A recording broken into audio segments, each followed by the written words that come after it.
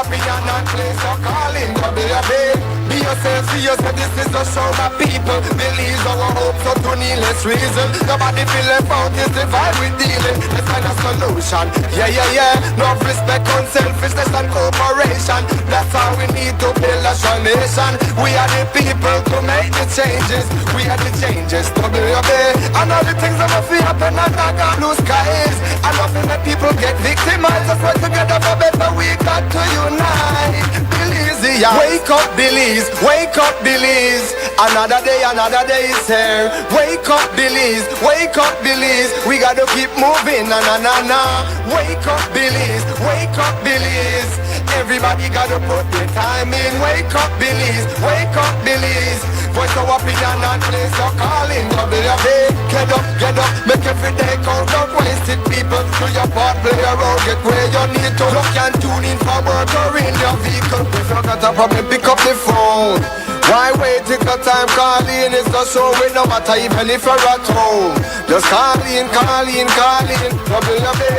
Wake up, Billies, wake up, Billies. Another day is here. Wake up, Billies, wake up, Billies. We gotta keep moving, na.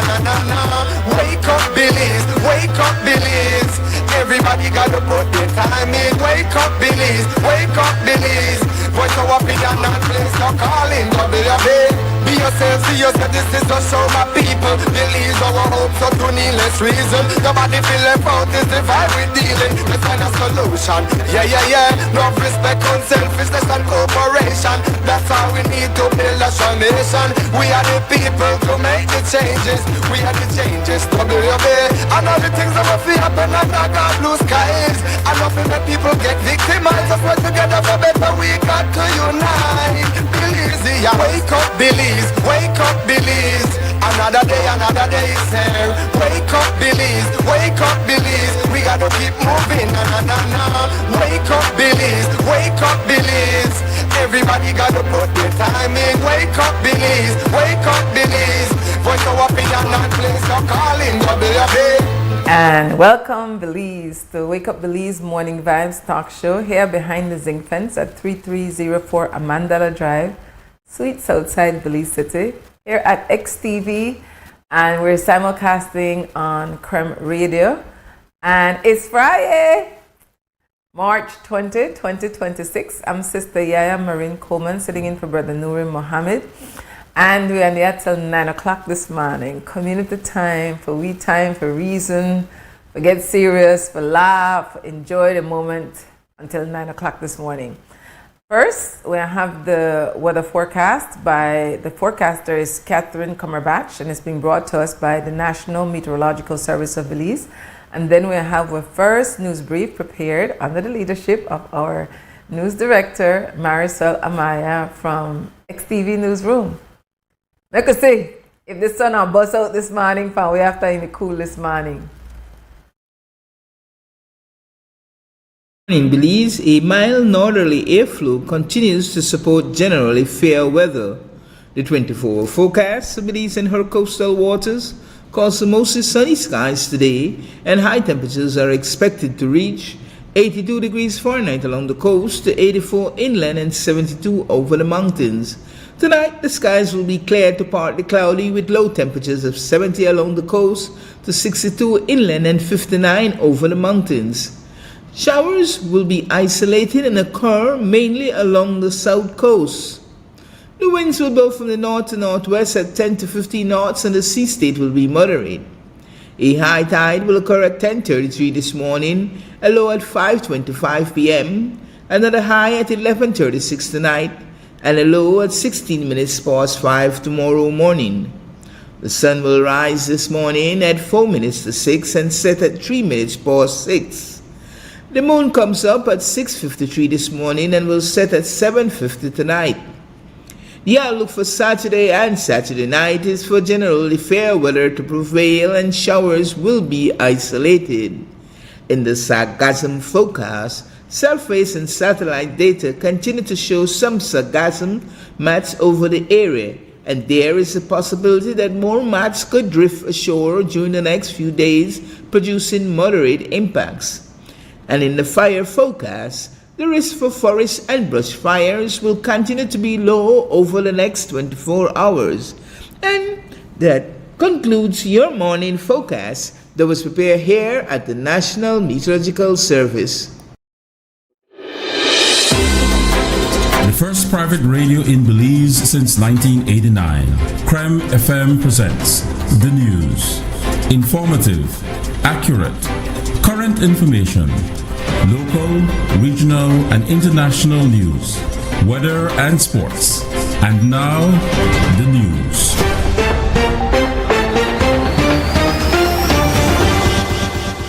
Judge panel of the International Court of Justice ruled unanimously in favor of Guatemala in its application to intervene in the case between Belize and Honduras, but as a non-party. It means that Guatemala can be an observer and make submissions. The ruling accepts that Guatemala has legitimate interest and that the court's ruling in the Belize and Honduras case will have implications on Guatemala's legal interest in its case against Belize. Reacting to the judgment, Foreign Minister Francis Fonseca said the ruling was expected and that Belizeans shouldn't get, quote, excited, end quote, that Guatemala has been allowed to join the case. As you know, Belize offered no objections to Guatemala joining the case. So it was our legal team expected that would be the result. And so we're not surprised at all. And, you know, in fact, the thinking of the legal team is that is in Belize's interest. That's our objective. We want the entirety of these matters to be resolved, and so Guatemala's involvement there will help to, achieve that objective. How is the court expected to follow through with the cases? Hear this one first, conclude this one first, and then? Well, that's entirely up to the court. The court will determine that. Belize, in our submissions before the court, of course, we have asked that these matters be dealt with concurrently. We would hope that the substantive case with Guatemala would be dealt with, and then this case with Honduras as well. So that's entirely up to the court. They will determine that. But people will get jumpy, the public, because it will be interpreted as a game for Guatemala before the court. The Belizean people should not be excited about the fact that Guatemala has joined the case and the court has ruled that Guatemala can join the case. That was expected. And as I said, I believe that is in the interest of Belize's case moving forward. Because Guatemala has always claimed the zapatillas anyway. Exactly. I need to make a correction. The International Court of Justice ruled unanimously. I made that error, and that's an important point that I need to correct. And so on to the next news story. Asked about, where am I? Good. The court has ordered Guatemala to file its written statement by May 19, 2026, and Belize and Honduras will then have until July 20, 2026 to file their observations. Asked again about the Cuban Medical Brigade, the Prime Minister on Wednesday reported that discussions continue about how to proceed, considering the United States is exerting its influence for countries to revisit the program. Yesterday, the Foreign Minister provided a similar update.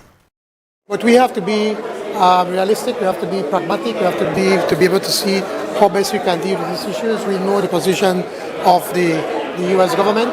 So presently we are on some very delicate negotiations and discussions with the Americans, and to see what kind of hybrid program we can have in Belize. Can Belizeans expect ultimately for the Cuban Medical Brigade to leave?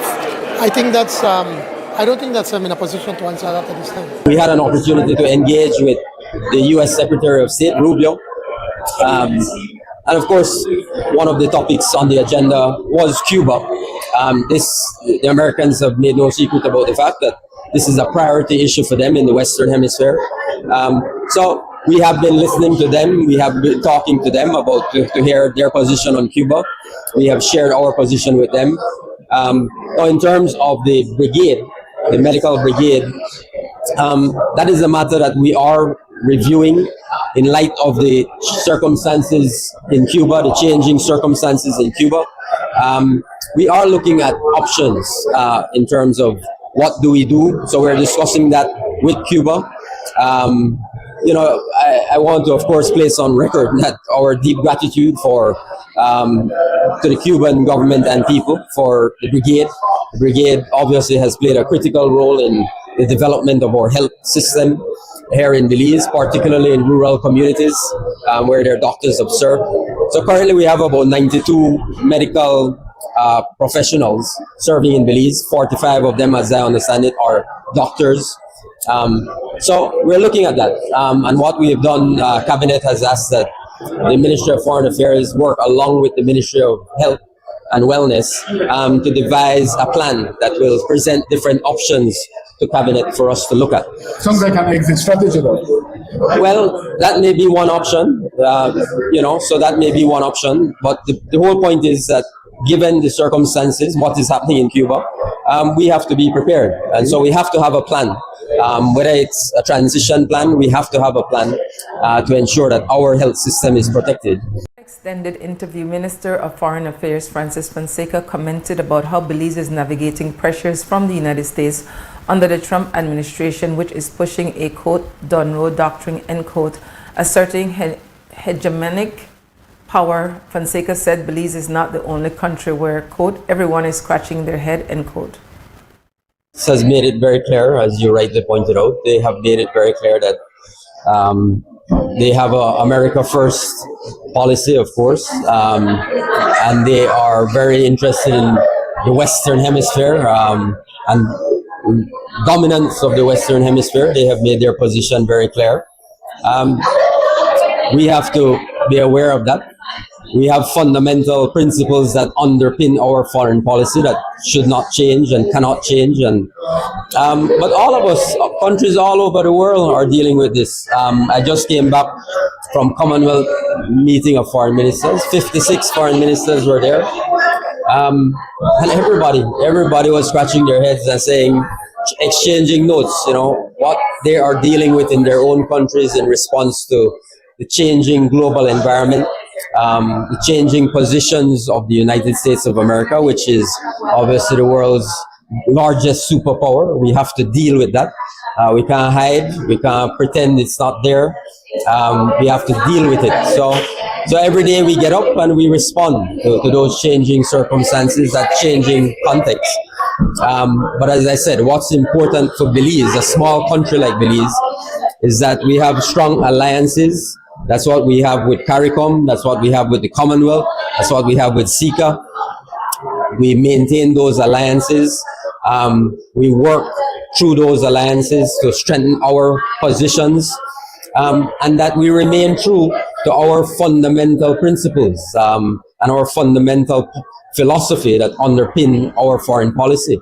A commitment to international law, a commitment to the rule of law, the UN Charter. Those are things that underpin Belize's foreign policy for decades, and we have to remain true to that, while at the same time recognizing the changing circumstances and, yes, dealing with the reality of a U.S. government that has a different vision for this hemisphere. We have to deal with that, and we're doing that responsibly, working along with our partners, but also making sure that we're protecting Belize's interests while we do that. Considering that fuel may continue increasing due to the U.S.-Iran war, Prime Minister John Briseno was asked if the government is prepared to step in to assist Belizeans as other countries have committed to do for their people. When the leader of the opposition would refuse to acknowledge that during that time, the then Prime Minister had Petrocaribe with them. They had the monies from the oil, the revenues they're getting. They got a combine of over $1 billion apart from the taxes. So they could have probably do some of that. We are going to do what is necessary to be able to help our people. We are committed to our people. We are committed to the economy. And so we have to find that balancing act as to how best to be able to manage these high prices that are coming to this. What must people do in the meantime while they look for ease at the pumps? I wish, well, we have to be more prudent in how we use our vehicles. And can they expect a decrease in the fuel prices in terms of government's intervention? We have to take a look and to take a balance. As I said, the pie is a pie. And when we set up the 2026-2027 pie, it is set, and we already projected the amount of revenues that we're going to collect from that, from fuel. And if we were to cut that, then we either have to collect it from somewhere else or cut from some government program. So it's too early to say, so we need to be able to take a look and act prudently and don't act hastily and as if we were in a panic. Yesterday.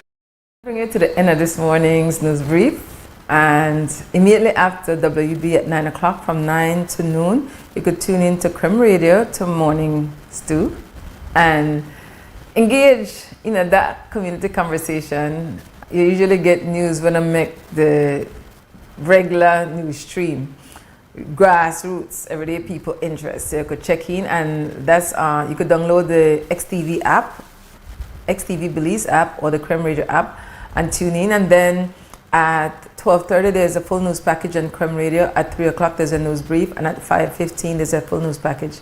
YaYa XTV at 6 o'clock there's a full news package. So now lock in. We're going up break. When we come up, now open the phone line, and then we could chat.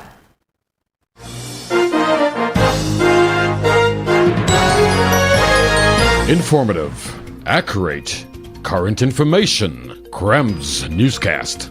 Local, regional, and international news. Weather and sports.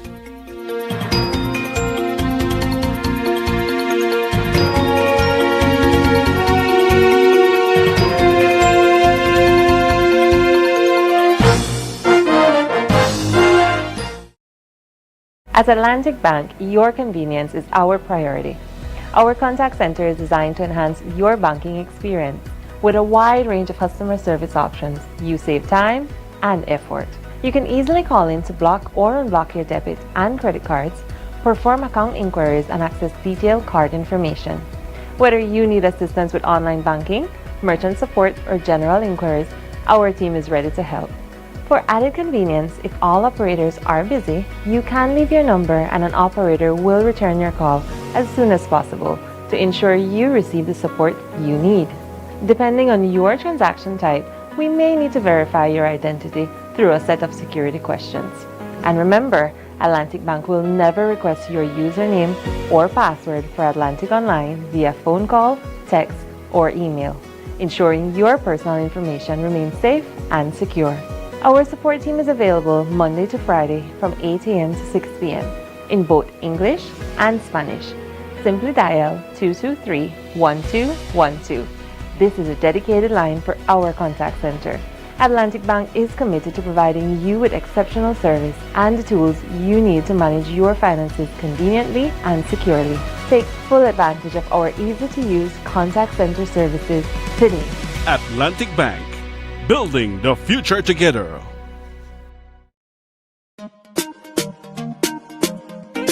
Smart for everybody. Smart leading everything. Smart give you everything. Smart offer everything. Smart give you everything.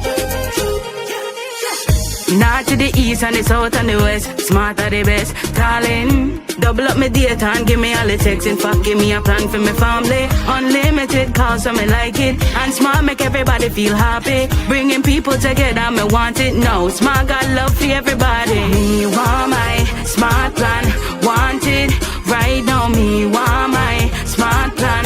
Want it right now. More bundles, data plan. Me want my smartphone, internet in my hand. Call me want my Smart plan.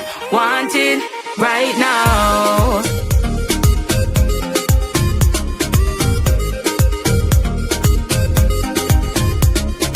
Smart. Stay connected. Stay happy.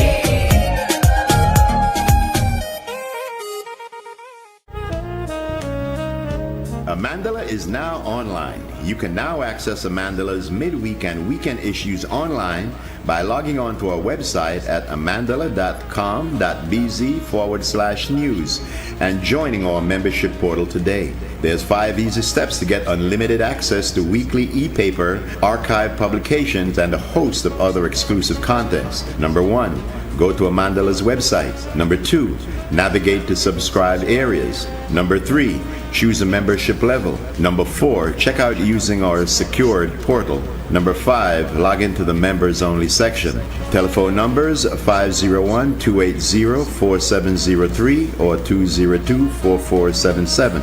Fax us at 501-222-4702, or you could email at amandalapress@yahoo.com or amandalapress@gmail.com. Amandala, all power to the people.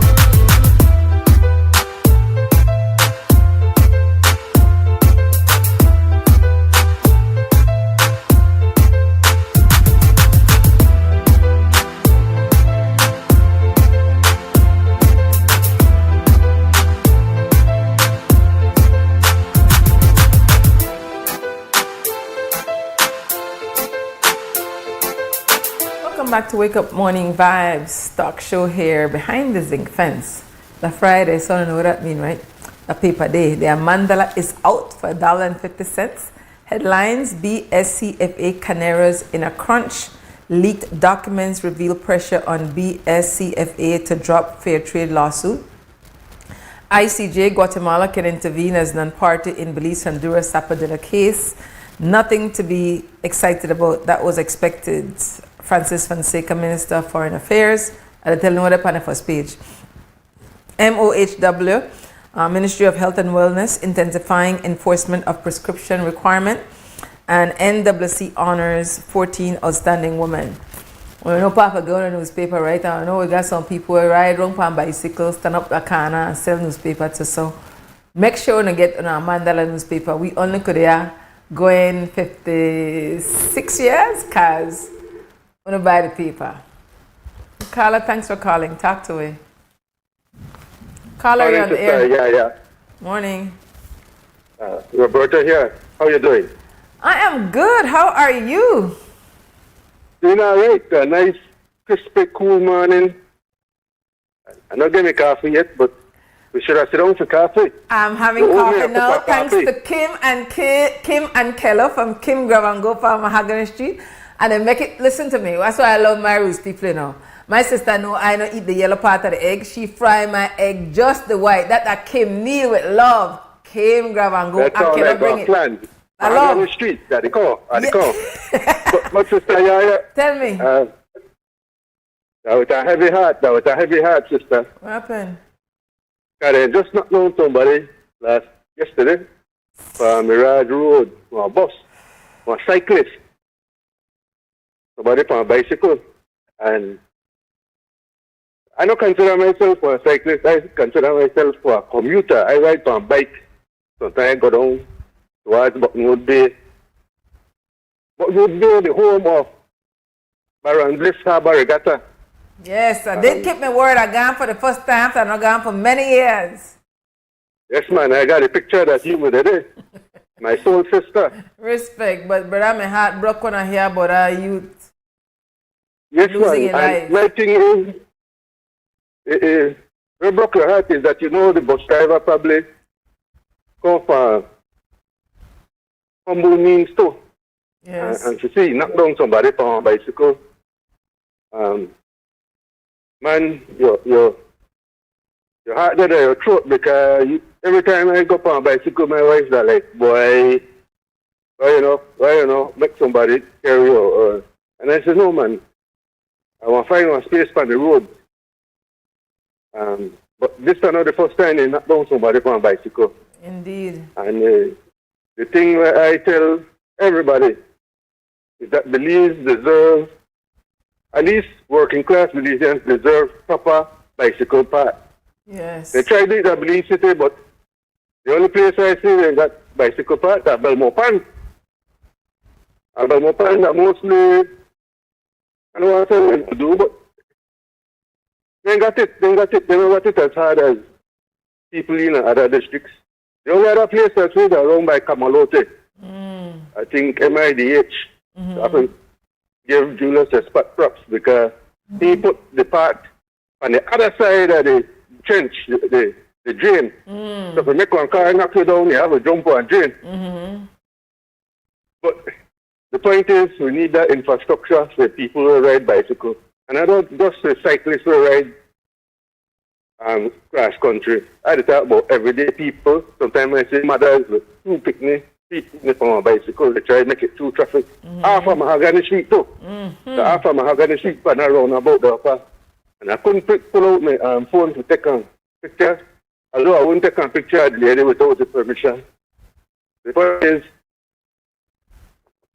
when you look, and I like to use this example because I tell the farmer mayor, I'm not talking to this mayor yet. When you look, I think he got to Amsterdam. When you go to Amsterdam, I used to create bike path. Rich people ride bicycle, go to work, So if we put in the infrastructure, we would be catering to a lot of working class people. Call it for a poor infrastructure if you want. Call it whatever you want. But put in the infrastructure for working class people. Gas to go up. We don't know how this thing will end. Brother, I hear your appeal. Yes, ma'am. I just don't know because if you have one city council build Simmons Street and never do the infrastructure for the drain at the same time, I don't know about for their reasoning, brother. I hear you. But I agree with you. And besides that, we need one education campaign because even as cyclists, we have a responsibility now. Mahogany Street, that's one of the streets, but one of the streets there where you could say one parent or an adult with several children on them. But this morning when they come and say a young sister, and I get you before 6 o'clock, one young sister on a bike with a Lee youth now, handle working class people, and they try to get from one place to the next and they do what they know for do. It's dangerous, it's risky for them and for others, but I hear your appeal, brother. It's on the record, you put the appeal out there. And that was about me too, when I see a passenger bus front of me, they try to get in on the road all the time because I know they expect the blessing, but I tell my wife, how much blessing you get, they give courtesy to 50 people with a bus. But I just to say, I understand, and even the children they ride bus go to school sometimes, they understand the struggles. Real talk. People have to catch bus every day. Real talk. I tell you, it's tough. It's tough. So for have a bus driver knock down a cyclist, man, you see your life from there. I know you, but imagine the worst. I'm not going to tell you, when I ride the road, bus driver and truck driver, that the worst. Me, I start to ride contrary to traffic. I pay the ticket. Because when the bus driver know, they look, they graze you. And they right up for you. They don't give you no kind of quarters. Even though bicycle has just as much right as the road. And I did half of the road, But they don't even give you the lay 2 foot, 3 foot break. But you know what I do? One time I stop and pull out on camera. Mm-hmm. They drive on the other side of the road because they know you watch. Mm-hmm. And I just made 2 cents. Thanks, brother. I appreciate the call. All right. One love, guidance. One love. That's serious though. When I find out about the accident yesterday, it just rests on my mind. I think about, I forget the youth name, brother woman well known in this community, who lost his life similarly in a Ladyville, bus knocking down. And a young person, and I just think, your person gone out, think they'll come back home, they never come back. I mean, there are no words. Regardless of the human being, that's somebody human being, that's somebody child, that's somebody relative, that's somebody friend, that's somebody former classmate or classmate, it hurt. Especially when somebody dead so tragically, like, we have for the better. And then Dara me calling yesterday. We have guests at 7:30 and at 8. Heights a guest. If you don't know me, you don't know when I come see Tuama for Moser, Baranuri, I tend to not have guests. And so I stay. But the guests that I want to have, they usually want to be virtual because that's who I want reason with, because I feel like what they have to say, the wider public need to hear. You could hear news stories, but you just get like one of these song bite. You don't really have one moment for flesh it out. And so I'll wait till they come here and make sure they pan Zoom before I say that who they come. But trust me, these are 2 conversations I want to hear this morning. And I thank the people for accepting my invitation on such short notice. On behalf of Belizeans, we have one responsibility and one duty to learn, to listen, to think, to ask questions, and participate in a decision making where impact for we lives, but unborn children their lives. And that's important. Dara calling yesterday. I never had much time for talk. It's 7:02. And I really want, if Brother Dean Flowers could call in before 7:30, that he call in, because I want to finish one conversation where I had with her.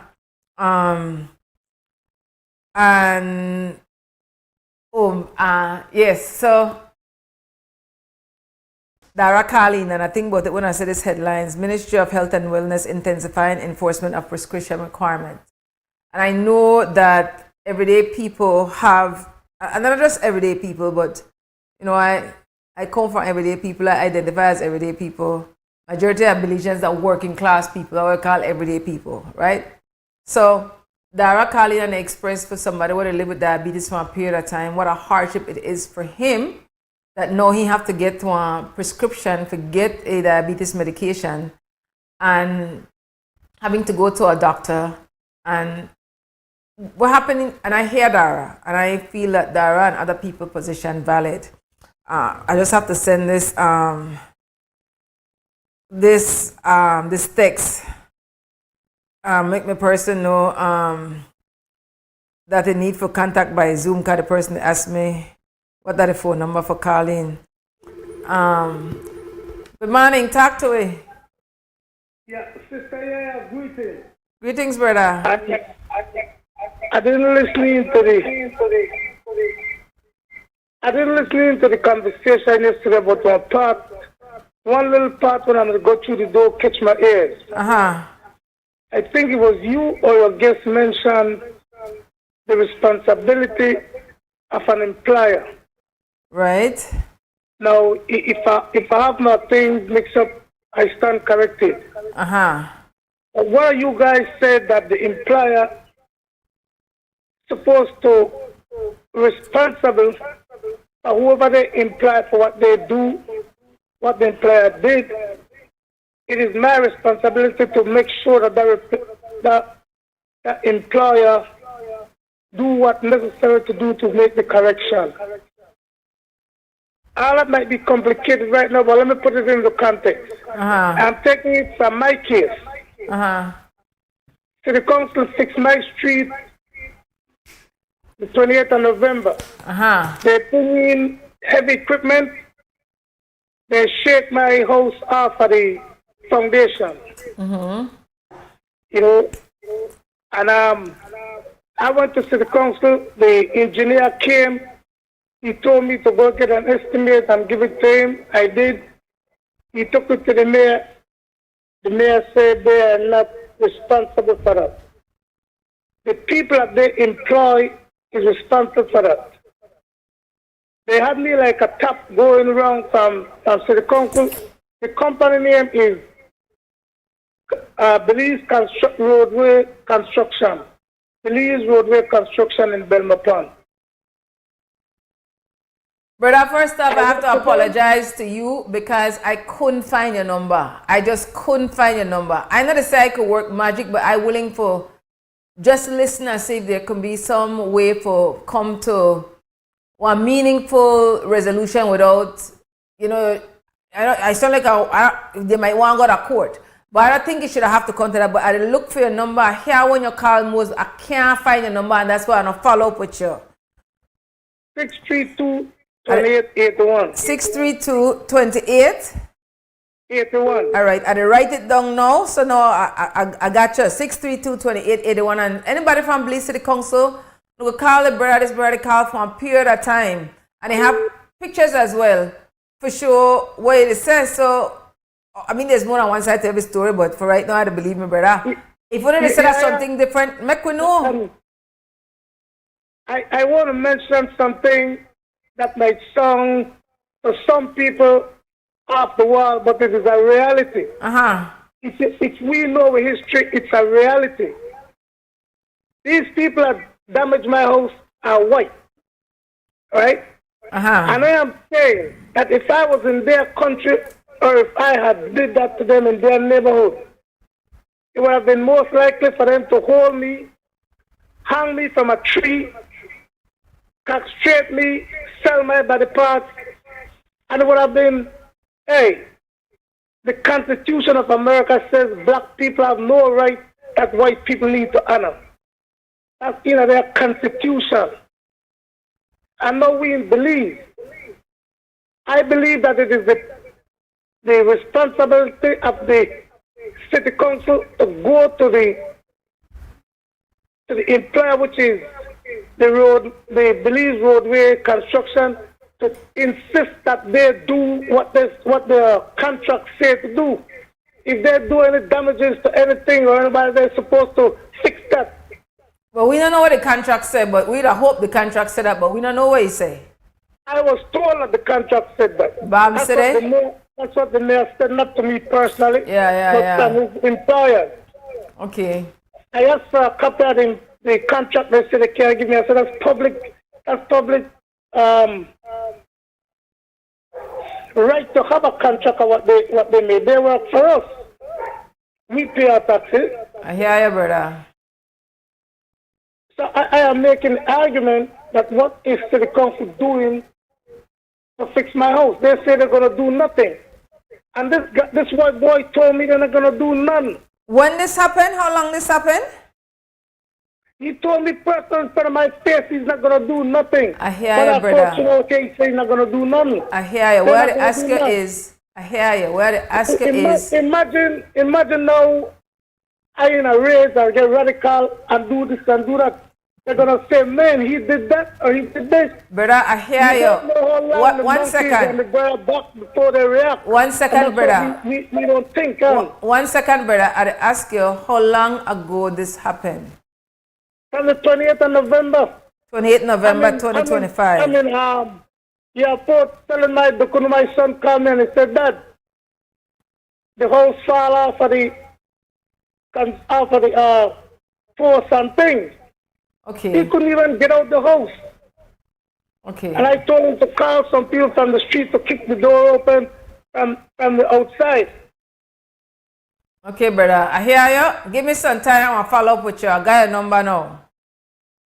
I want to appeal to the society, those who can contribute or help me with something, because I'm trying to build a house in the back, but I need help for that. I would suggest that, approach a mandala or one of the media houses there for doing a story.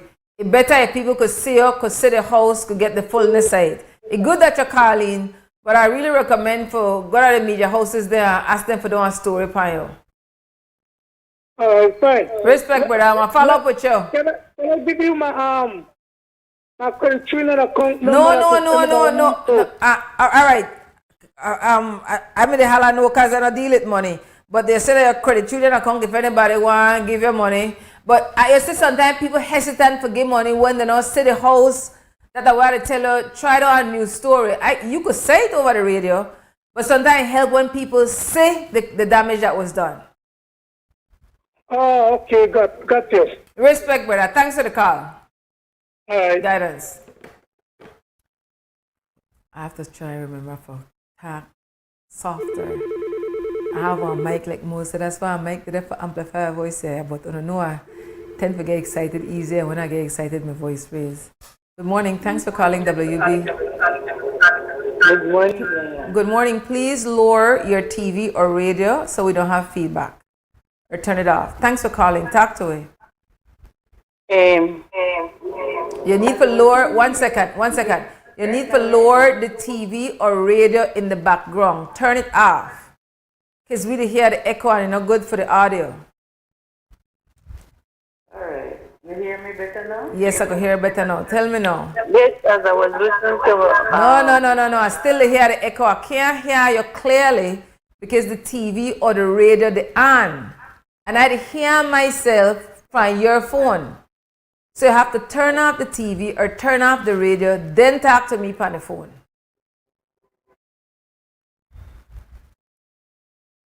All right, this is not a call back, I would think. Yes, somebody say, people have concern about the Ministry of Health and Wellness enforcing, according to them, this has always been a policy that you need to have prescription for certain medication. But because they don't really enforce the policy, Belizeans get comfortable for just going out of that thing over the counter. I know that they enforce it. That's a hardship for a lot of Belizeans. Morning, talk to me, WB. Morning. Morning. I called to talk about I think important the metformin and so for the sugar.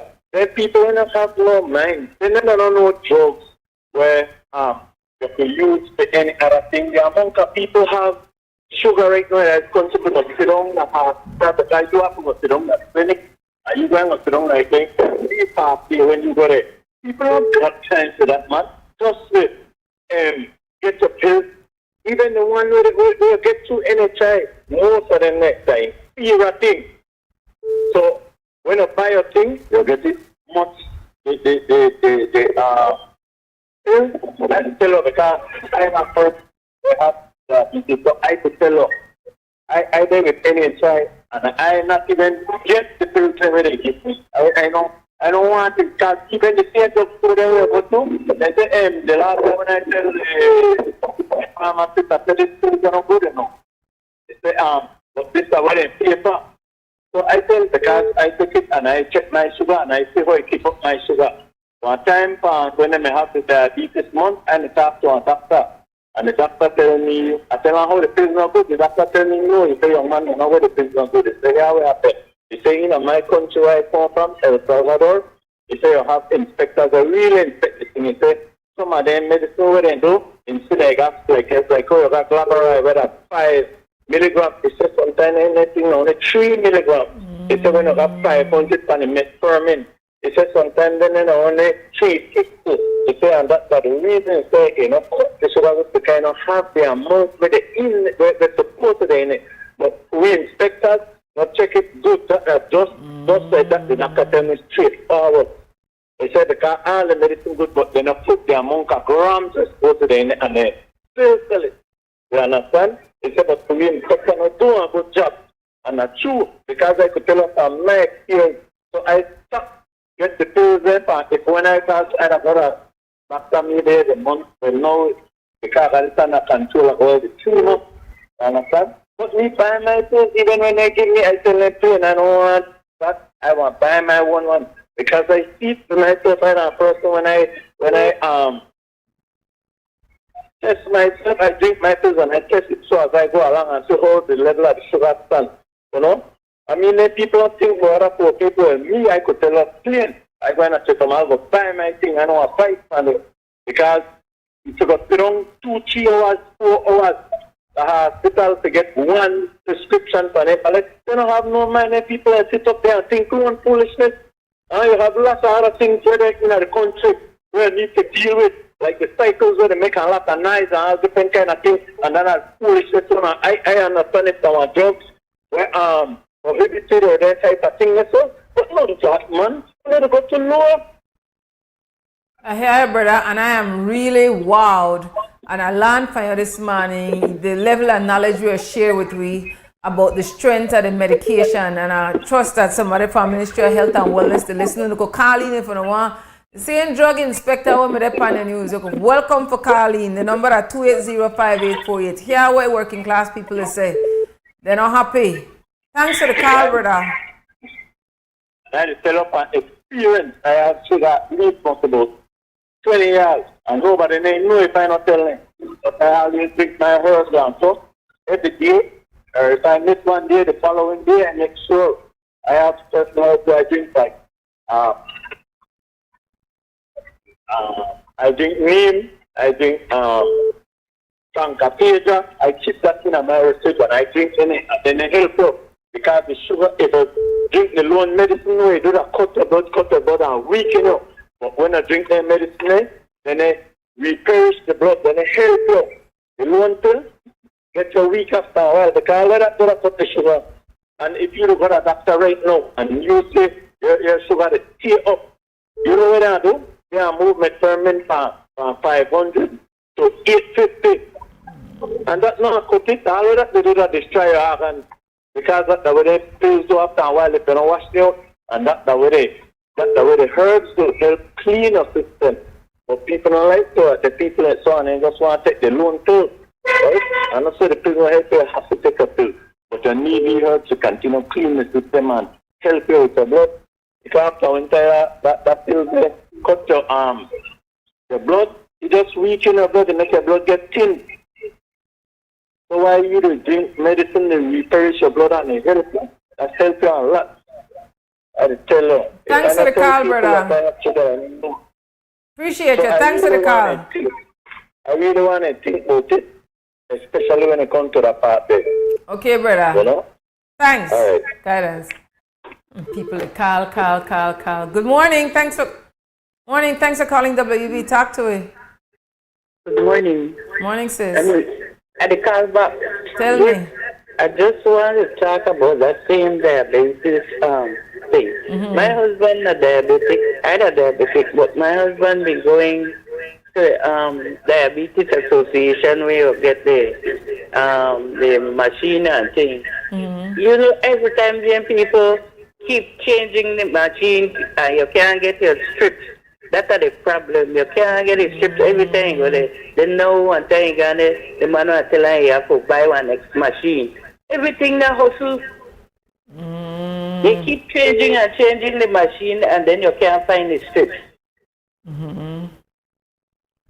Brother, on legitimate concerns, sis. And I appreciate people calling in and the phone, the ring, because people try to get in. But I appreciate people calling in so the Ministry of Health and Wellness, the Diabetes Association could hear people talk for themselves and their own experience. And I agree with you, sis, that's our major concern. Yes, thank you. Thanks for the call. Morning, thanks for calling WB. Talk to me. Yeah, good morning. Morning, brother. I hope you forgive me for... I know they forgive you. I mean, well mean it when you say it, but you know, my brother and I say you stay. So don't worry about nothing. Talk to me, Colin Moore. We don't want to say this morning. Because at our time right now, that's 7:19. You got 11 minutes to talk. All right. Listen to me, YaYa. YaYa, do you remember a couple months ago last year when they had a lot of domestic violence cases with men killing their spouse and women shooting their husbands, and, you know? Okay, so you would think, right, that after these things happen, when you call from the court or you go to the women's department or the domestic violence department, they would have something to solve problems, okay?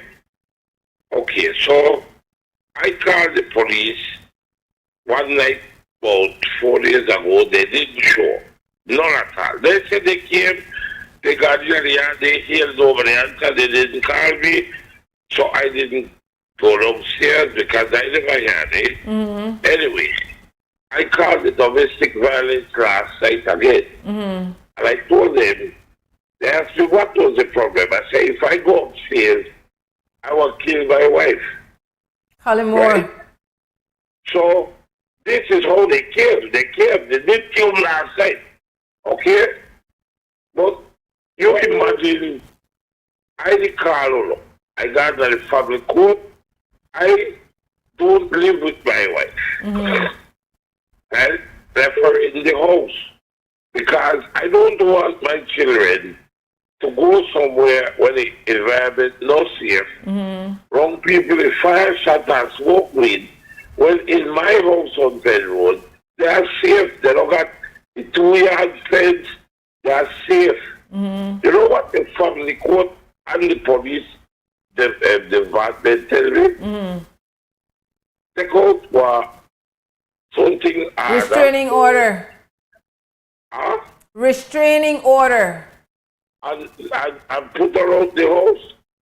No, I did tell them, I don't want to put the lady out the house. Legally, my children will suffer. But I would like you to explain to the lady, this is my house. I don't come here every day, but when I come, I want some peace and some respect. If you don't want to live with me, that's all right. We don't come to the conclusion that this is unrepairable. But it doesn't mean that we have to live like puss and dog in front of my children so that they see. You understand me? Now, when the police came last night, I sat outside and let them talk to my wife and my children. You understand me? Because I say, I don't want to go inside and dictate. Right now, lock the door. And dictate to them that what happened. I want them to tell the police what they are going through or what's going on. Okay? Now, my daughter said, I want to walk out naked in the house. Why she don't go for the house? Because she worry about her siblings. No, I don't like wait. I got my daughter. But I don't walk out naked in the house. That's the way she tell the police, you know. Right?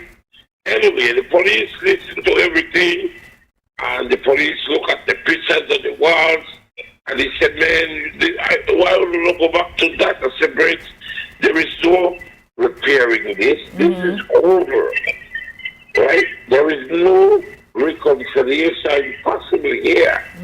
The disrespect, the hurt, the you insulting my other children will not work. I won't forgive you. I cannot forgive you. So I don't know on my part, YaYa, this is over. There is no fixing this. Right? So I left and I went to my farm today. Now, I got a job in the city for 3 weeks and I need to do this job because I work for this man for 28 years or 32 years already. I want to go home. I go in the bathroom because I have to go in the bathroom and I come in the room and I lock up and I go sleep. Wake up the next day, I go out. Now, if I have to fear coming home to my house here, what do I do? Now, I'm going to tell you what the court, the police said. The family court, one lady tell me, why do you keep her in the house? Do you want to monitor her? Do you want to see who she lives with? YaYa, she could live with an insane person, the devil. I don't care who she lives with. That's her life. I want peace when I come home, YaYa. I want to come in my room, turn on the fishing channel, and dream that I am out there fishing. That's all I want. 1 more week I have YaYa. So finish while they don't have in the city. Right? I am praying. I am praying because I know me. I cried to the church. I got to the church already. I went to the police. I went to the family violence. I went to the court. And I did tell you something, YaYa. I did tell them, I, Luke Calimore, know that I have a red button. When that red button gets touched, I will lose it. I did scream to them. I did tell them, I can't live like this. I can't take this. Whenever that red button gets touched, YaYa, I will explode. Now, everybody, including my grandmother, who I love dearly, YaYa, 92 years old, is telling me, just ignore her. No pay it mind. When she insults my children, my other children, I should shut up. You understand me? Because you want to hurt me, so you want to tell me, you might tell me about my mother. Because your intention is to cause me grief, because you see me just to move on. I don't go, you know. Coleman, I only have 4 minutes before I go to break, but I really value for hearing one black man call and make yourself vulnerable publicly. You know, there's more than one side to every story. But brother, I rate you for the courage you take. You know what they wait for? They wait for a call when something drastic happens. They don't want help right now. No, they don't. I am telling you, I'm crying out. My grandmother, God bless her soul, is 92. She is just saying she has a guest house and 2 bedrooms upstairs. She said, go up their house, because in her little loving mind, she thinks reconciliation is possible. I'm screaming and her advice is, look, ignore it. And I'm screaming, I tell her last night, I said, Granny, whenever I commit myself or something bad happens, you all will say, why did you do it? And I want to tell her, no, because when I'm going to tell her I'm dying, I want peace. I don't want to be aggravated. Let me come home, go in my room. I stay in the room.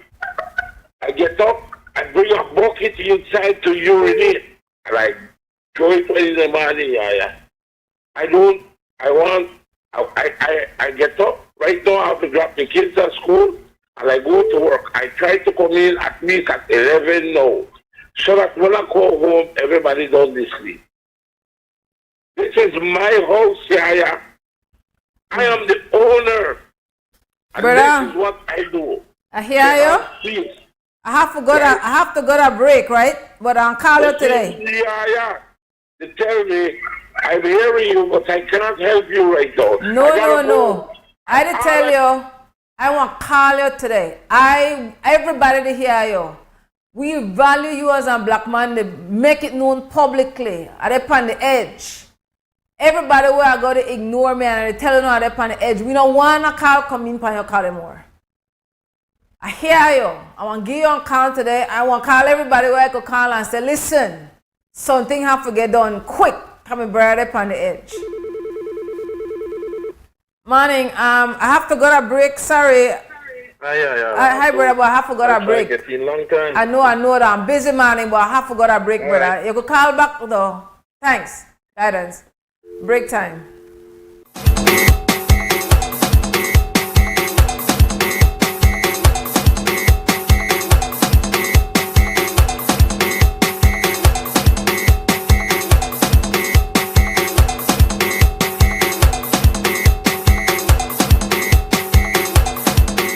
You're watching WUB and this is XTV and a Big Up Friday, so I could big up some people on the Friday. Who you big up? Big up yourself. Friday? Yeah, who you big up? Big up the family. Don't say it. Yes, sir. Who you want big up? Big up myself, my ma, my baby, my daughter. That is it. That you big up. Huh? Michelle. Michelle? Alright, big up yourself, Michelle. Friday, who you want big up? Who you want big up? Big up Friday. Alright.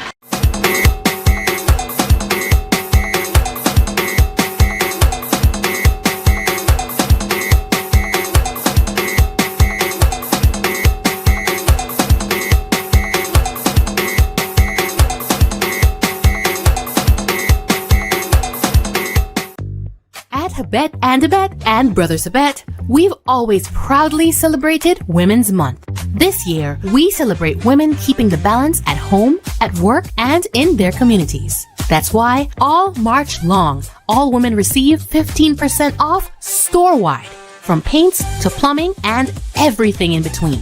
Plus, 20 to 65% off lots more deals on sale and clearance. With trusted experience, top quality products, and service that's second to none, we're here to support women every step of the way.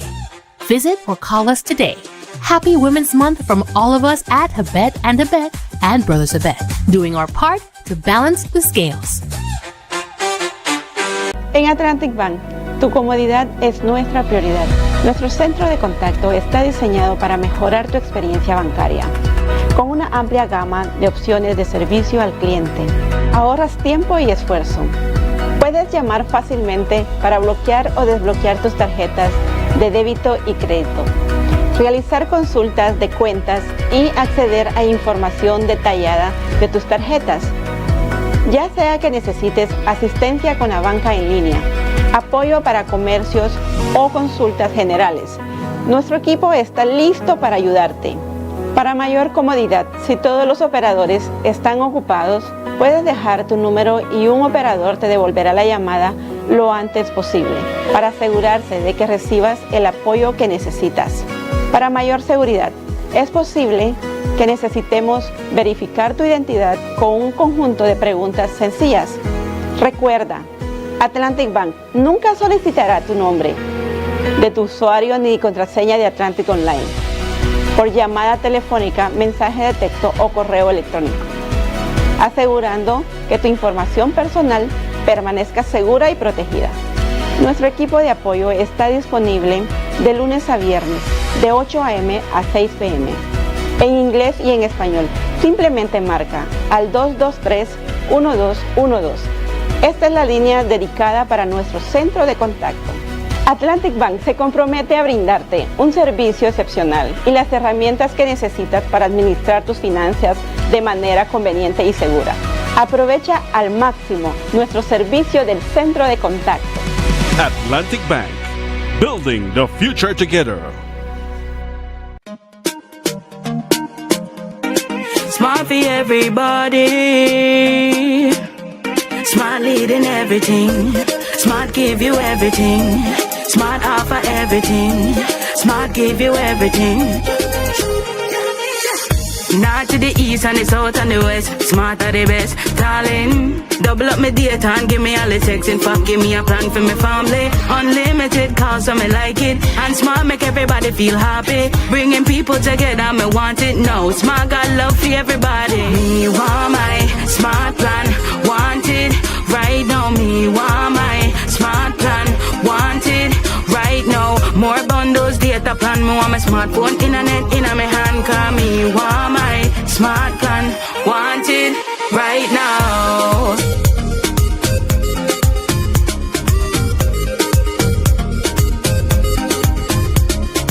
Smart. Stay connected. Stay happy.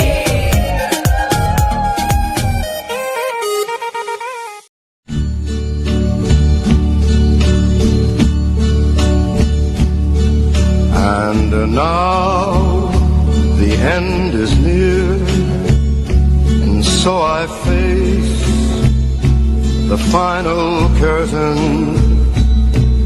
My friend, I'll say it clear, I'll state my case, of which I'm certain.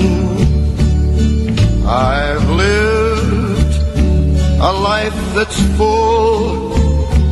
I traveled each and every highway, and more, much more than this, I did it my way. Regrets, I've had a few, but then again, too few to mention. I did what I had to do, saw it through without exemption. I planned each charted course, each careful step along the byway, and more, much more than this, I did it my way. Yes, there were times, I'm sure you knew, when I bit off more than I could chew. But through it all, when there was doubt, I ate it up and spit it out. I faced it all, and I stood tall and did it my way. I've loved, I've laughed and cried, I've had my fill, my share of losing, and now, as tears subside, I find it all so amusing to think I did all that, and may I say, not in a shy way, oh no, not me, I did it my way. For what is a man? What has he got, if not himself? Then he has not to say the things he truly feels, and not the words of one who kneels. The record shows.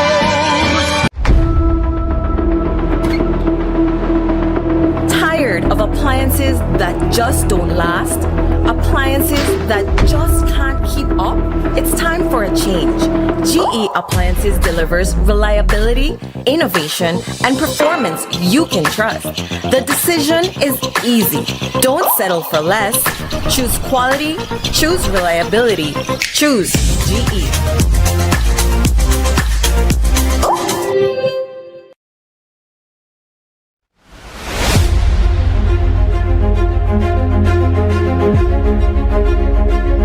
I want to share why this work is so urgent. My mother is 75 years old. She's blind. She has lived by the sea for 75 years. Today, my mother cannot see the stones you guys are placing to protect her home. But she can hear. Every night she sits in her home and hear the waves beating at her door. To most people, that song is peaceful. But to my mother, the song is a countdown. It is the song of the land she loves being stolen inch by inch. For years, the song has been a dark shadow over our lives. I look at our students here today, their bright little faces. We need your help to make sure that when these children go up to be 75, they are sitting in their homes and aren't afraid of the sea. The whole design of the T is to catch the sand as it walks past Monkey River. Literally what you see is the sand comes from the river, goes out to sea. The sea was clogged with mud and sand, so the river now pushed the sand out like it used to. One, we have less flooding. We have a lot of drainage on the way to Monkey River. The water is not there. But as you can see, we moved the sand over. Now nature will walk it down with time. There is an area between the burial ground and where the village is that needs some attention as well, and so it will be addressed right away since PM has approved some additional finance to continue the project in Monkey River.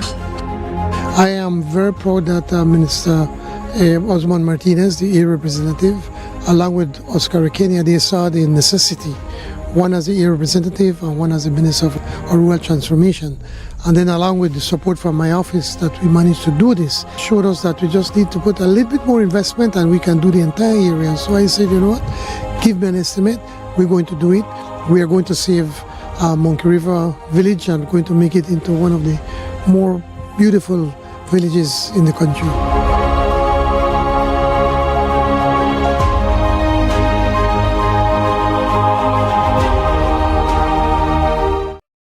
Look here, your kitchen light there, you never in the kitchen. But I'm going back in there right now. And the coffee maker? Just to try keep my coffee warm for later. Where do you know? I'll try to think about what to eat. You know, the more you open or close the fridge, it takes longer for the food cool. For a hot day like today, it burns more energy. You charge your phone right now? No. Plug it out then. You really only wash 2 Lee socks and 1 Lee shirt? You don't know what small load burn the same amount of electricity as large loads? But this is my favorite shirt. You have to be more energy efficient. Use large loads. This AC, they blow hard. You know, if you keep the temperature at 25 degrees Celsius or higher, you burn less energy and you also keep the place cool. And for a nice day like today, turn off the AC, open up the house and make some fresh breeze come in. You know what? I think I get it now. As consumers, we need to be more energy efficient and practice energy conservation.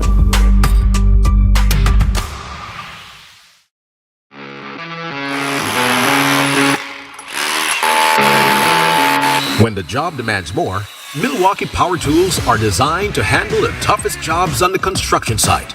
If it's speed, durability, and performance you need, Milwaukee is the perfect choice. For unstoppable power at an unbeatable price, make it Milwaukee. Nothing but heavy duty. Available at Benny's. Quality and savings.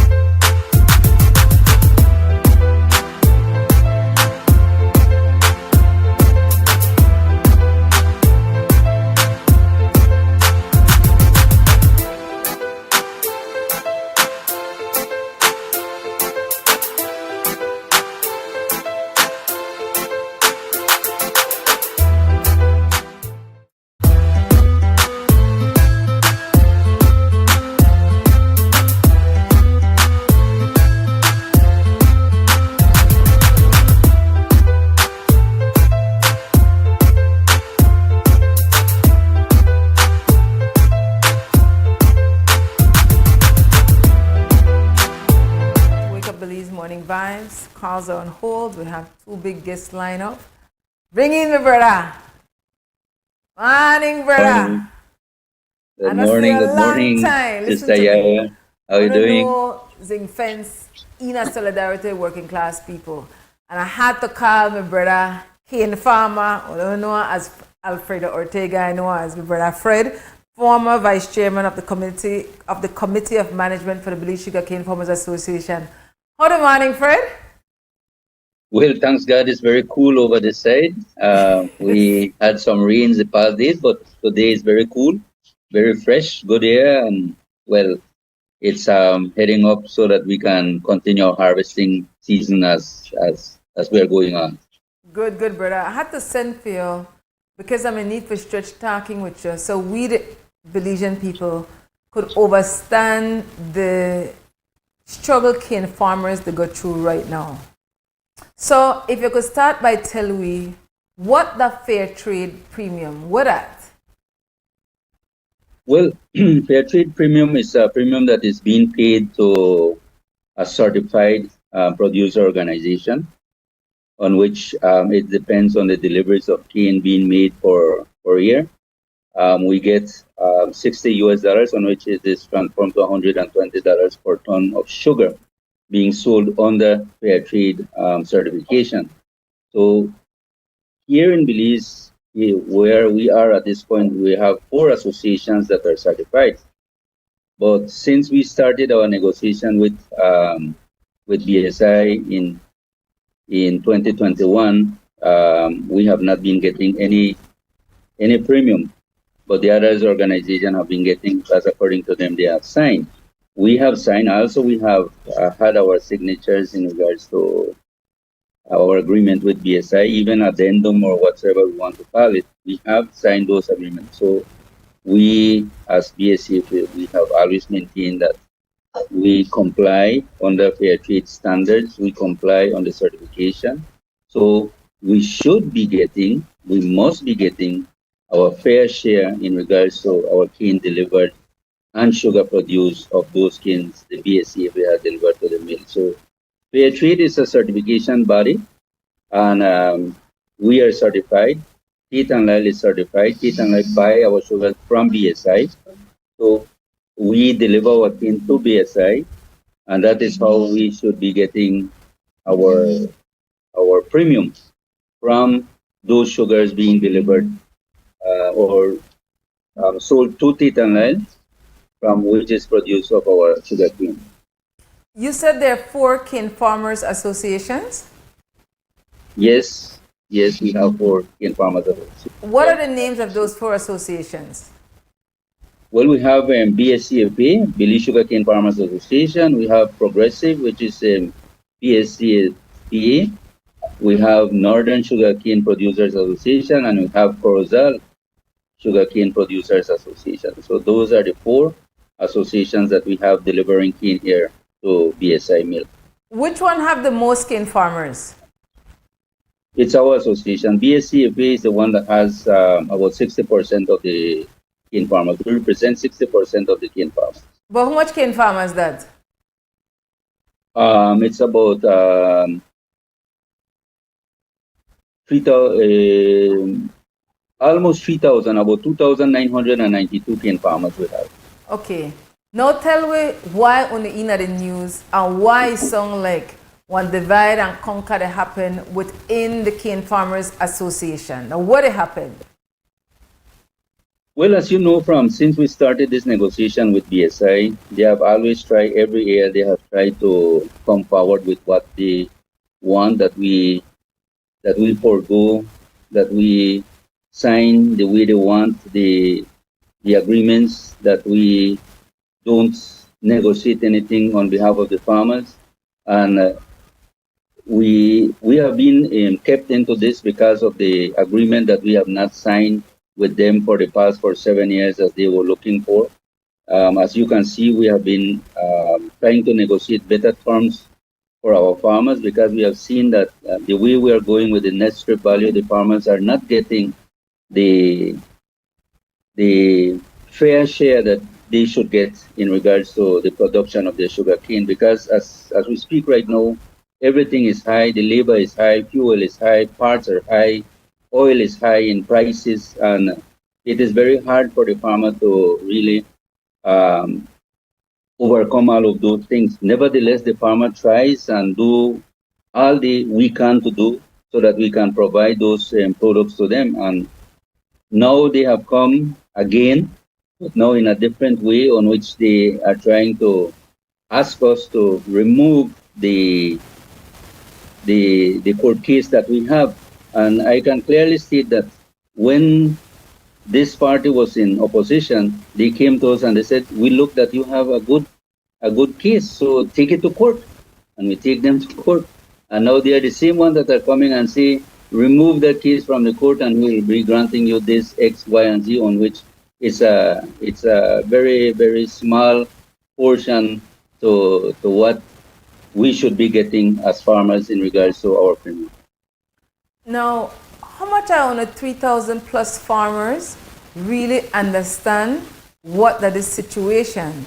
Because according to the news, and it seems like there's some disagreement at the executive level of the Belize Sugarcane Farmers Association, where they say most of the directors never inform all the cane farmers of an emergency meeting where they want to have Sunday to make them cane farmers say, Yes, take the leave it a money, because we dey take lick out a road right now and we not got a court no more for the fair trade premium, or we want to keep the suffer because we go in the court because we got a valid reason for go to court. So how much of the cane farmers you know really understand what they want to ask them for vote on Sunday?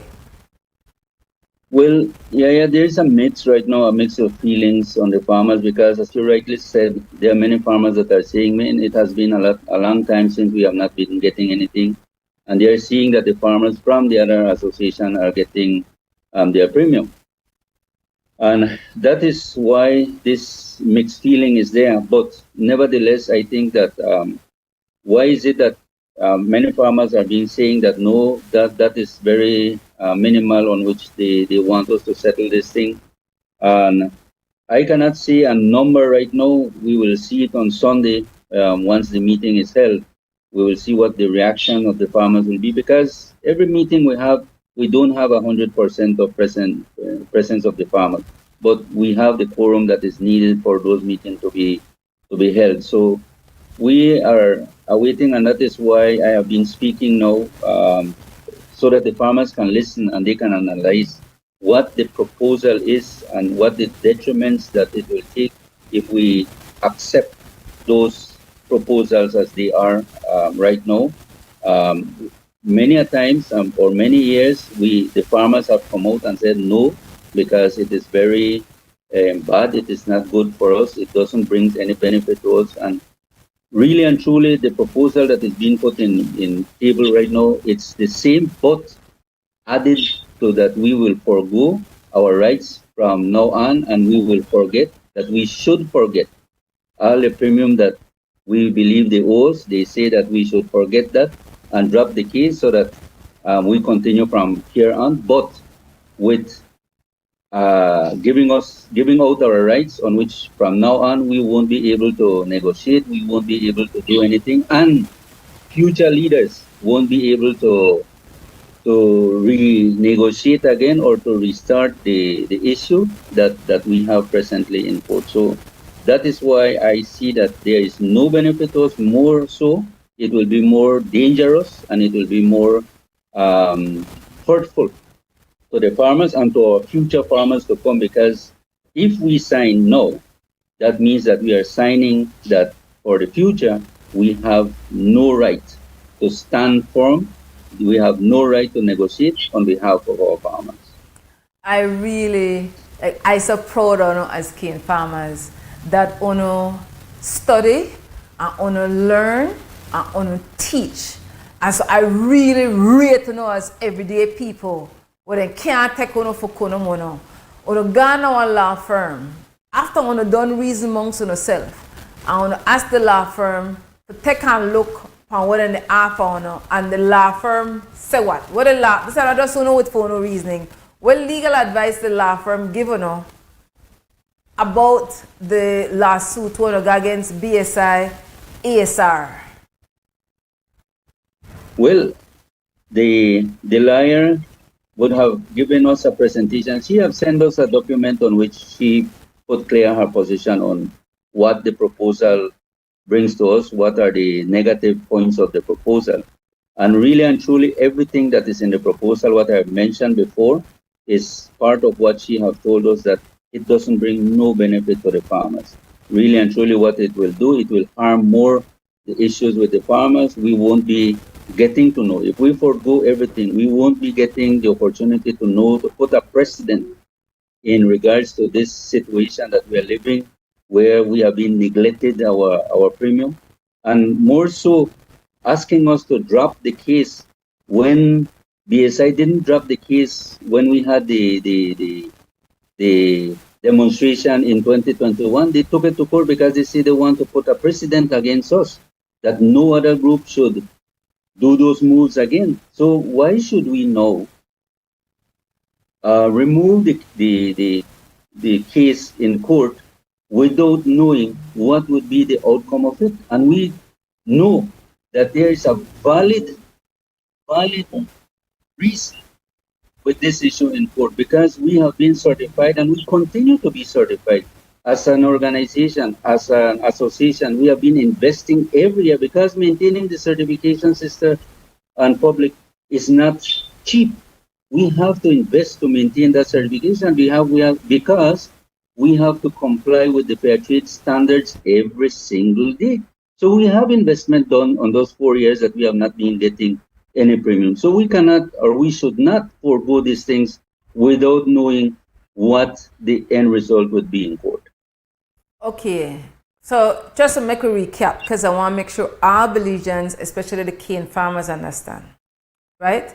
And I asked my MCO for bring up the Fair Trade website, and he said clearly, Brother Fred said, it's a fixed fair trade premium. The unique fair trade premium is an extra sum of money which farmers and workers receive from companies on top of the fair trade minimum price to invest in community or business projects of their choice. So you hear Brother Fred say, they make one sacrifice that they have to pay money to stay certified, then look after their best interests. For 4 years, they don't get their fair trade premium money. And that's about 11 million Belize dollars, Brother Fred? Yes, we don't have the exact number because they don't want to share with us the exact amount that is being bought under fair trade every year. The only year that we got it is when Mr. Mai and Mr. Minister Musa, when the Prime Minister made that group to oversee the issue. That is when they got the information. They got the information at that time that it was in the vicinity of 52,000 tons of sugar that was sold under fair trade. Apart from that, they have not been wanting to give us that information because they don't want us to have the information on how much sugar is being sold under fair trade certification. Okay, I won't have to go to a break, but when we come back, we got another 15 minutes or so, brother. I want to explain to you what the government of Belize role in this conversation. Because at the last time, with the government of Belize intervention, and we able to get in numbers, it seemed to most Belizeans that the government of Belize should be looking out for Belizean interests, not a multinational interest. So when we come back from this break, Brother Fred will continue for teach what important for all of we know as Belizeans, because they're enough for we best interests. Quick break and we'll come back. Belize is transforming the way taxes are managed with the Semi-Autonomous Revenue Authority, a modern system built on flexibility, efficiency, and accountability.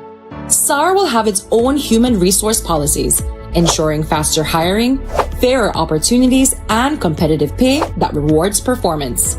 The SARA will also manage its own budget, making it easier to fund what matters most: better technology, improved taxpayer services, and stronger enforcement when needed.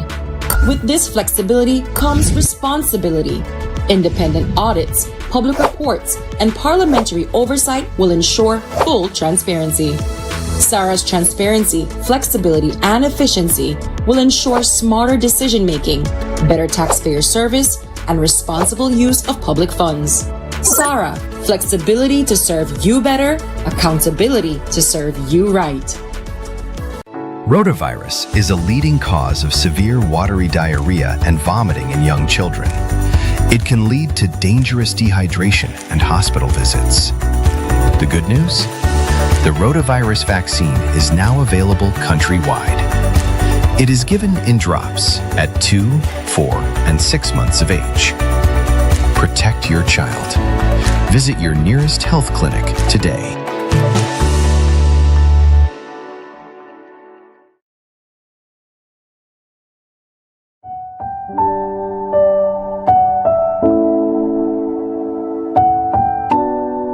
I feel very happy for Francisca, a single mother who has struggled a lot, and this house is going to be now theirs, and it's an opportunity for a new beginning.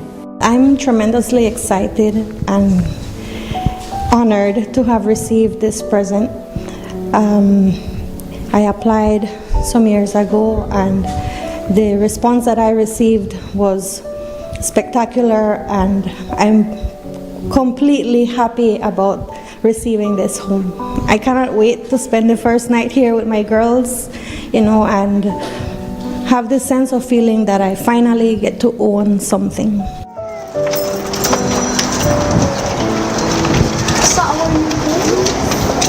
Turning that key feels amazing. It's ours. You know, we can walk how we want to walk in it, be loud, you know, have fun memories, you know. That's what I'm trying to create for them. I feel very grateful and happy that we're in a new house and we can move around how we want and make as much noise as we want. It's a huge step for me and especially my son to own our new home, and I'm looking forward to make it even more extended so we can have even a bigger home eventually in the future. I am happy and excited. My birthday was yesterday, so today that's a perfect gift. I'm very grateful, excited about my house, something I can call my house, and for my kids. As soon as you become a mother, everything you want is the best for them. So I'm very happy to have my own safe place and also for them. It's a good feeling because it's not only the house we're building here. In this development that we did here, we acquired the property, government did, and we distributed to over 56 needy residents. And I believe this is the 4th house in this area. So it's an accomplishment to know that the people in this area didn't have where to live before, and now they have an opportunity.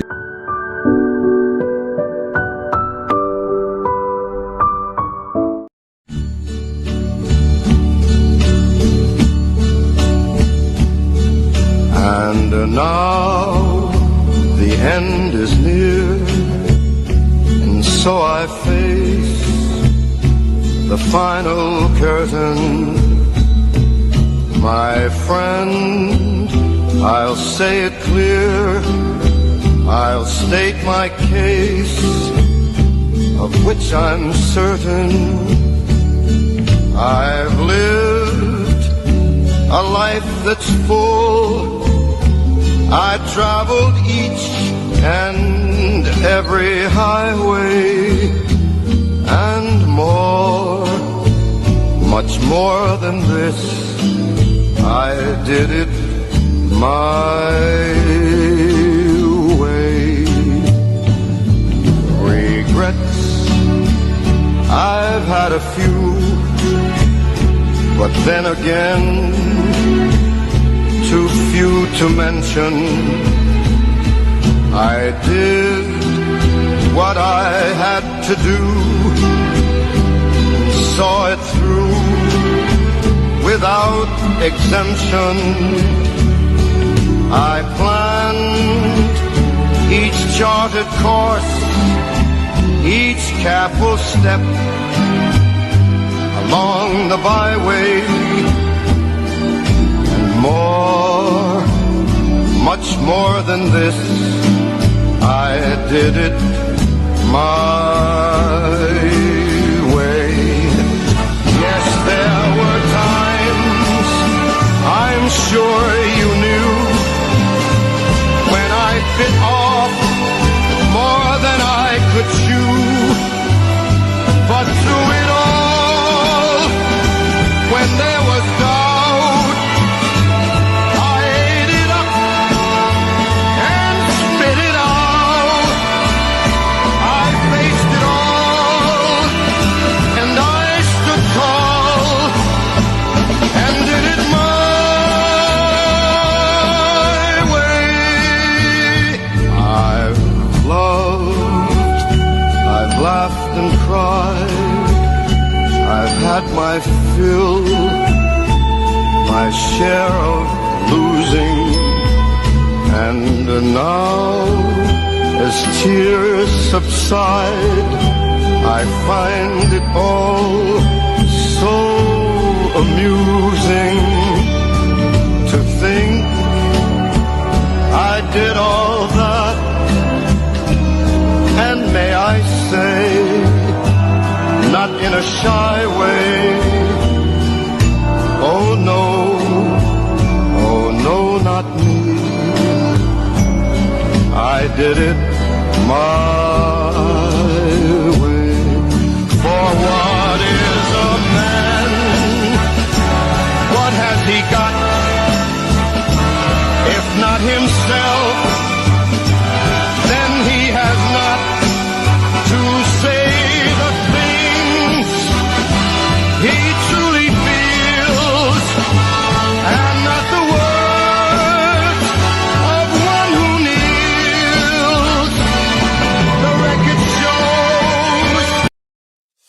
Nando's Wholesale is your market leader in Belize's wholesale industry when it comes to high-quality products at the most reasonable and competitive prices. With over 40 years in the wholesale business, Nando's Wholesale embraces the partnership of the hotel industry in Belize by providing world-renowned brands in wines, seasonings, condiments, and cleaners in industrial sizes, as well as small and large kitchen appliances and equipment. Nando's also takes pride in providing one of the quietest and most durable air conditioning systems in Belize with technical support and spare parts.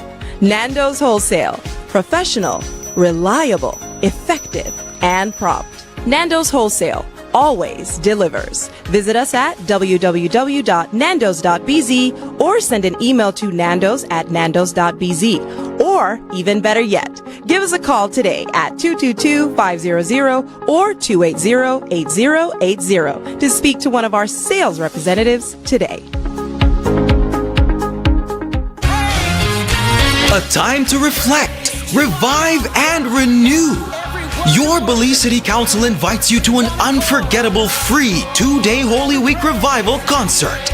Backed by powerful demand, the return of award-winning songwriter and worship leader, Sinach.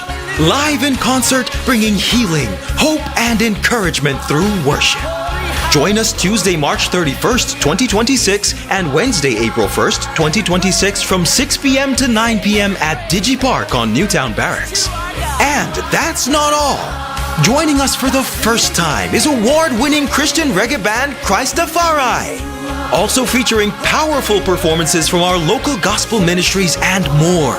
Dunamis Worship, Centro Visión Misionero, Kings Park Church of the Nazarene Worship Team, Life Music from Life Church, Heavenlies, Wabagari Dance Group, and Alexander Evans on steel pan. Special thanks to all our partners whose support helps make this revival possible. So, bring your entire family and experience this powerful 2-day Holy Week Revival concert in Belize City. Tuesday, March 31st and Wednesday, April 1st, 2026 at DigiPark on Newtown Barracks. Your Belize City Council, always about the people.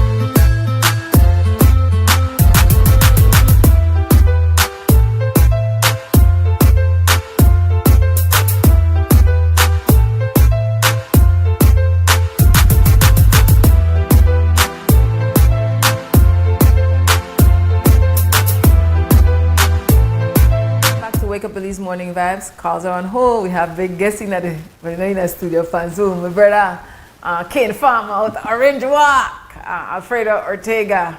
Make sure to tell me Sister Berta Astemani here, because I don't want no problem with that. Yeah, Fred. So tell me, then the government a Belize responsibility to look after Belizean people interest, because especially Orange Walk, that the Prime Minister stamping ground, that the Prime Minister base, and YaYa words, sound like the man betrayal, no? But tell me, the government a Belize responsibility to look after Belizeans. Like, what are the cane farmers' vibes about the government position right now when it comes to this matter? Well, like in any case, the farmers, we accept and we humbly accept any assistance that the government can give us, like what happened last year with the insect that damaged us and continue to damage. The assistance that the government put on behalf of the farmers, it's highly appreciated, highly thankful to that, because it gives an assistance on which the prices of sugarcane right now are not so high. The prices for materials are very high. So any assistance that the government can give to the farmers, highly appreciated. Nevertheless, in this case where we are right now, they are asking us to drop the case, and dropping the case, they will be granting us $1 million out of fertilizer, but that is something that is right now, it's only on the paper. It doesn't have a date. It doesn't have a frank time when it will be given to the farmers. And as we speak right now, I think if you can recall the interviews lately of the Prime Minister, in which he said that fuels are going up, that fertilizer will be going up. So what will be the cost of fertilizer from now on?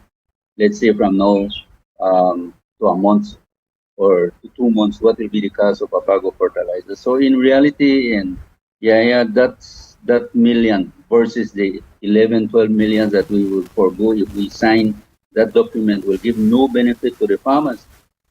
So we hope that our government, as you rightly said, look on behalf of the producers, of the sugarcane producers, the agriculture at large, because the agriculture is what keeps food on our table. The agriculture sector is what keeps this nation moving with energy, with health, with everything.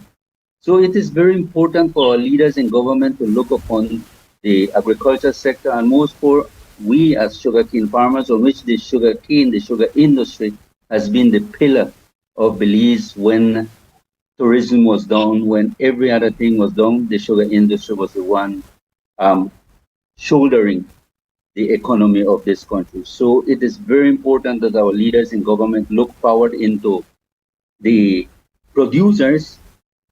I don't say that they should not look on the multinationals, but the multinationals should be looked upon as multinationals on which they are coming to bring in industries into the country. But they should be looking forward into the support, into the rules that will give equal benefit to each producers, and also what should be given, what the industries or the millers should be getting on their labor that they do. But they're supposed to look for, because we are the one that vote them in. We are the one that vote for them to be on those positions. So that is why they should be looking for the benefit of us and our families, and at extension, the country, because everything that the farmers get is being invested in Belize, and that gives all the businesses the opportunity to continue.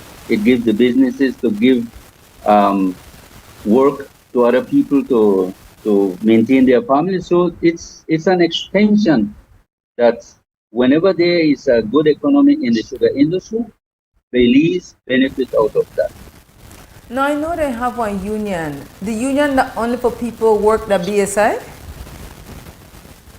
Yes, the Belize Workers Union, they are workers for BSI.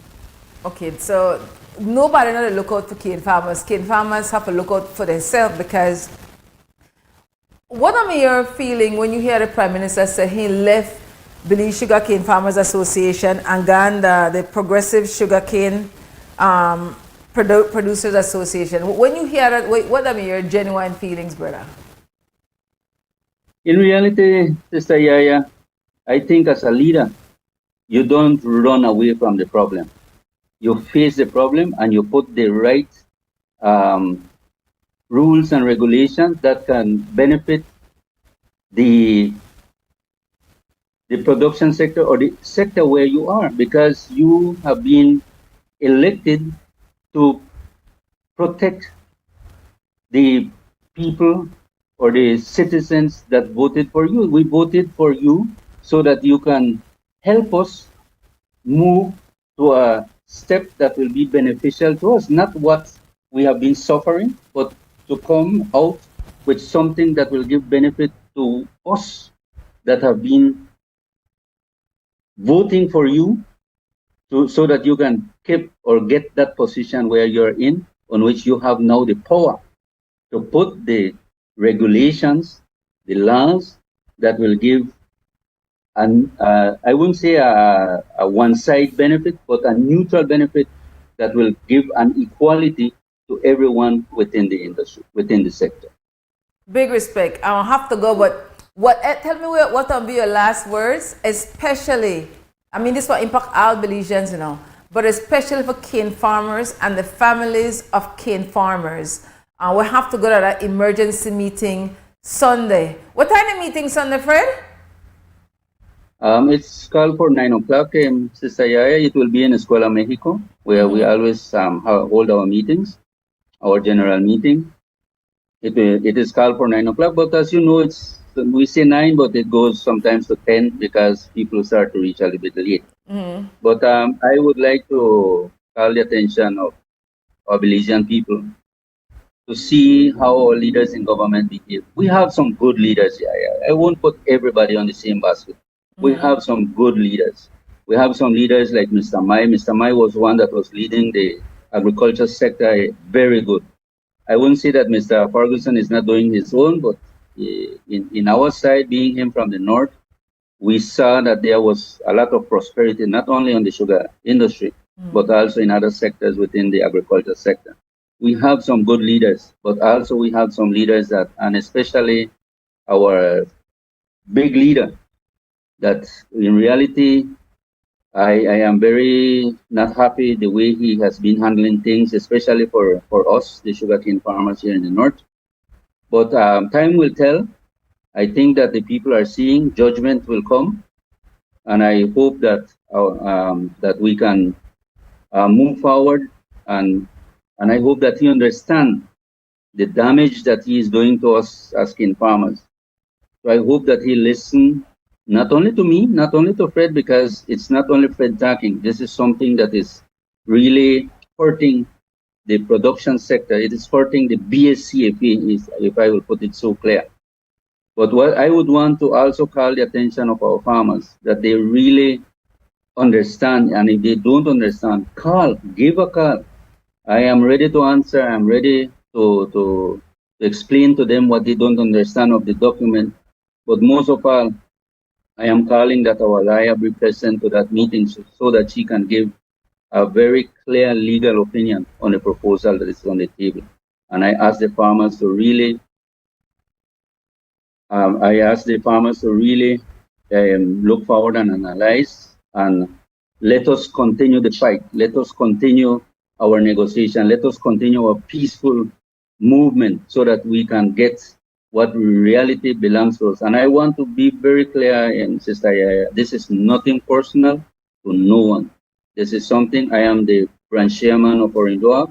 I represent an amount of farmers, and in that capacity I'm speaking today, because it is unfair that after 4 years, 5 years of not getting fair trade premium, that we will go now and with that proposal that is on table, that is a rush for this meeting that is coming without really understanding fully the implication, without putting a proposal that we go to the farmers and only present those things to them. I am not in agreement with that. Not only myself, I have other branch chairmen that are not in agreement to that. And we are hoping that the farmers really look forward into their own livelihood, because this is the future that we are looking forward in YaYa. Myself, I'm almost reaching to the 60s. So there are other new farmers that will coming on board, and we need to set the pace for them, because we should not leave these type of problems to them. They should be facing other problems, not this one that we are facing right now. So we should clear the way for them to have more benefits than what we have had in the past. Thank you very much. Yeah. Big respect, my brother cane farmer Alfredo Fred Ortega out of Rambotong, Orange Walk. I appreciate you accepting the invitation on such short notice and for Concord T3. No say Zinc Fence in a solidarity with cane farmers. So we're going to keep on air out to see what happened at that special meeting and what happened after that, and we trust that the government of Belize, primarily the Prime Minister, they hear and really listen and not take it personal. And I think that because you don't make one wrong decision, you can't come back and humble yourself and say, you know what, I make a wrong decision. Make a have a rethink. I tell you, it make a difference when you're wrong for say you're wrong. You know, I always know, especially when you're in a leadership position. I remember saying when I'm still politician, I remember saying cane farmers vote. You hear, brother? Fred said more once here. And I know the Prime Minister said this might be last year. But for me, today for you, today for me, tomorrow for you. Remember that here, only organized people save the people. Big respect to the Belize Sugarcane Farmers Association. Thanks, Fred. Enjoy the rest of your day. Thank you. Break time. Thank you. You too. Yeah.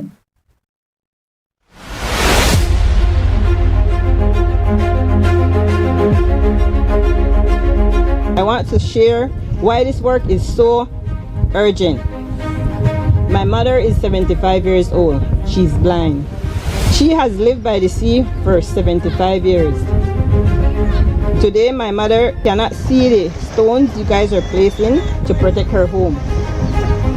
But she can hear. Every night she sits in her home and hear the waves beating at her door. To most people, that song is peaceful. But to my mother, the song is a countdown. It is the song of the land she loves being stolen inch by inch. For years, the song has been a dark shadow over our lives. I look at our student here today, their bright little faces. We need your help to make sure that when these children go up to be 75, they are sitting in their homes and aren't afraid of the sea. The whole design of the T is to catch the sand as it walks past Monkey River. Literally what you see is the sand comes from the river, goes out to sea. The sea was clogged with mud and sand, so the river now pushed the sand out like it used to. One, we have less flooding. We have a lot of drainage on the way to Monkey River. The water is not there, but as you can see, we've moved the sand over. Now nature will walk it down with time. There is an area between the burial ground and where the village is that needs some attention as well, and so it will be addressed right away since PM has approved some additional finance to continue the project in Monkey River. I am very proud that Minister Osman Martinez, the area representative, along with Oscar Kenya, they saw the necessity, one as the area representative and one as the Minister of Rural Transformation. And then along with the support from my office that we managed to do this, showed us that we just need to put a little bit more investment and we can do the entire area. So I said, you know what, give me an estimate, we're going to do it. We are going to save Monkey River village and going to make it into one of the more beautiful villages in the country.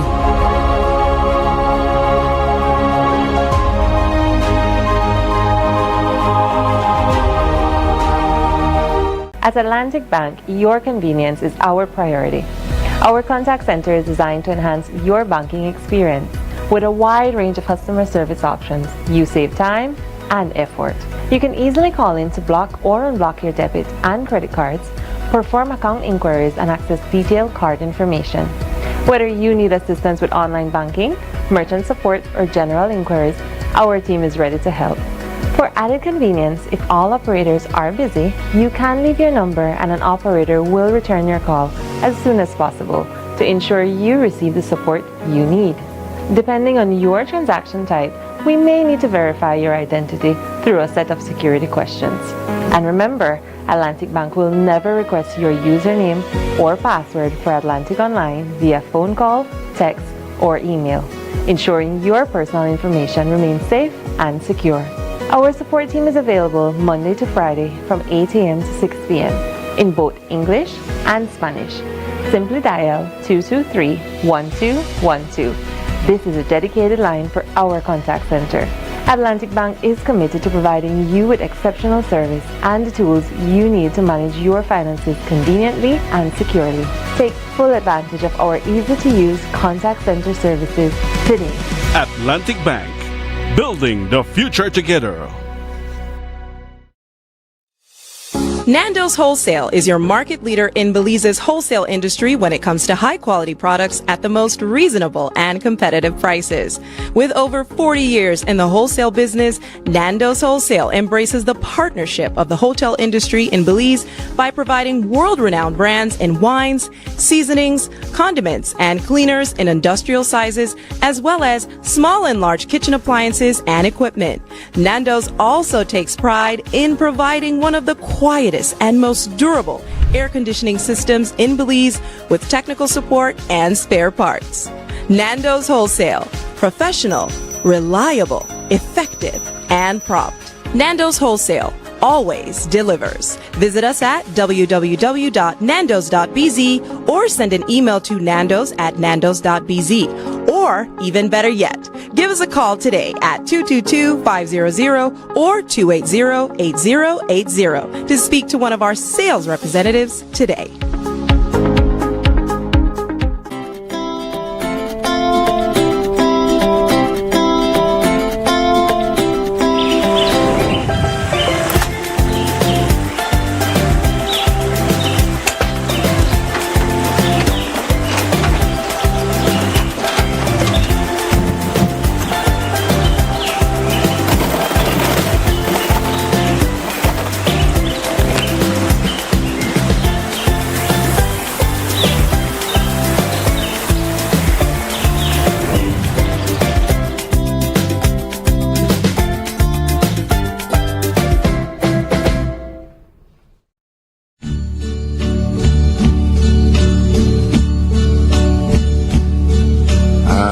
now the end is near, and so I face the final curtain. My friend, I'll say it clear, I'll state my case, of which I'm certain. I've lived a life that's full. I traveled each and every highway, and more, much more than this, I did it my way. Regrets, I've had a few, but then again, too few to mention. I did what I had to do, saw it through without exemption. I planned each charted course, each careful step along the byway, and more, much more than this, I did it my way. Yes, there were times, I'm sure you knew, when I bit off more than I could chew. But through it all, when there was doubt, I ate it up and spit it out. I faced it all, and I stood tall and did it my way. I've loved, I've laughed and cried, I've had my fill, my share of losing, and now, as tears subside, I find it all so amusing to think I did all that, and may I say, not in a shy way. Oh no, not me. I did it my way. For what is a man? What has he got? If not himself, then he has not to say the things he truly feels, and not the words of one who kneels. The record shows. Whether you are a busy person or stuck in traffic or having an adverse or very demanding circumstance, tension builds up, causing you to be stressed out. Stress attacks everyone, anytime, any age. And stress is a killer. Palm City? It's best to be alive than dead.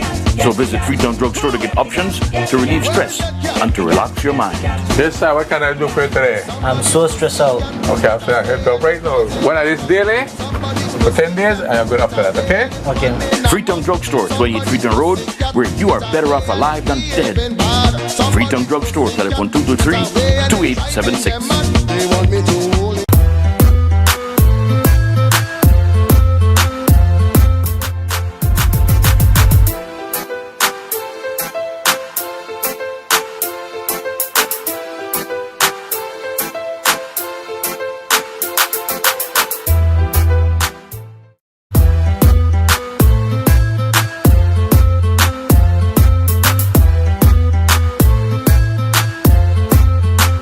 Morning Vibes, cars are on hold again. We have to get in this conversation. Coleman, my brother, the Chief Environmental Officer from the Department of Education of my mind, of the environment, Anthony Mai. Morning, brother. How the morning? Hi, morning, YaYa. Morning, Belize. Morning is good. I just had a cup of coffee, so I'm doing great.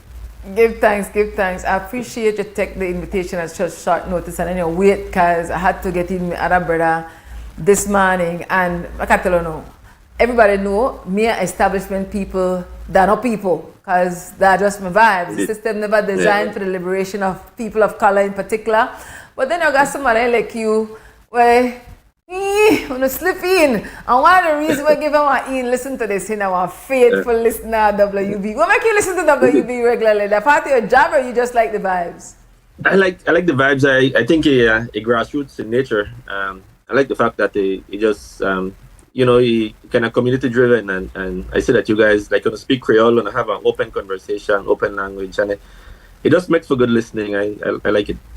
Give thanks, give thanks. Okay, so reason why I sent for my brother, I know say that the government of Belize is proposing $900 million Belize dollars cargo and cruise expansion at the Port of Belize Limited.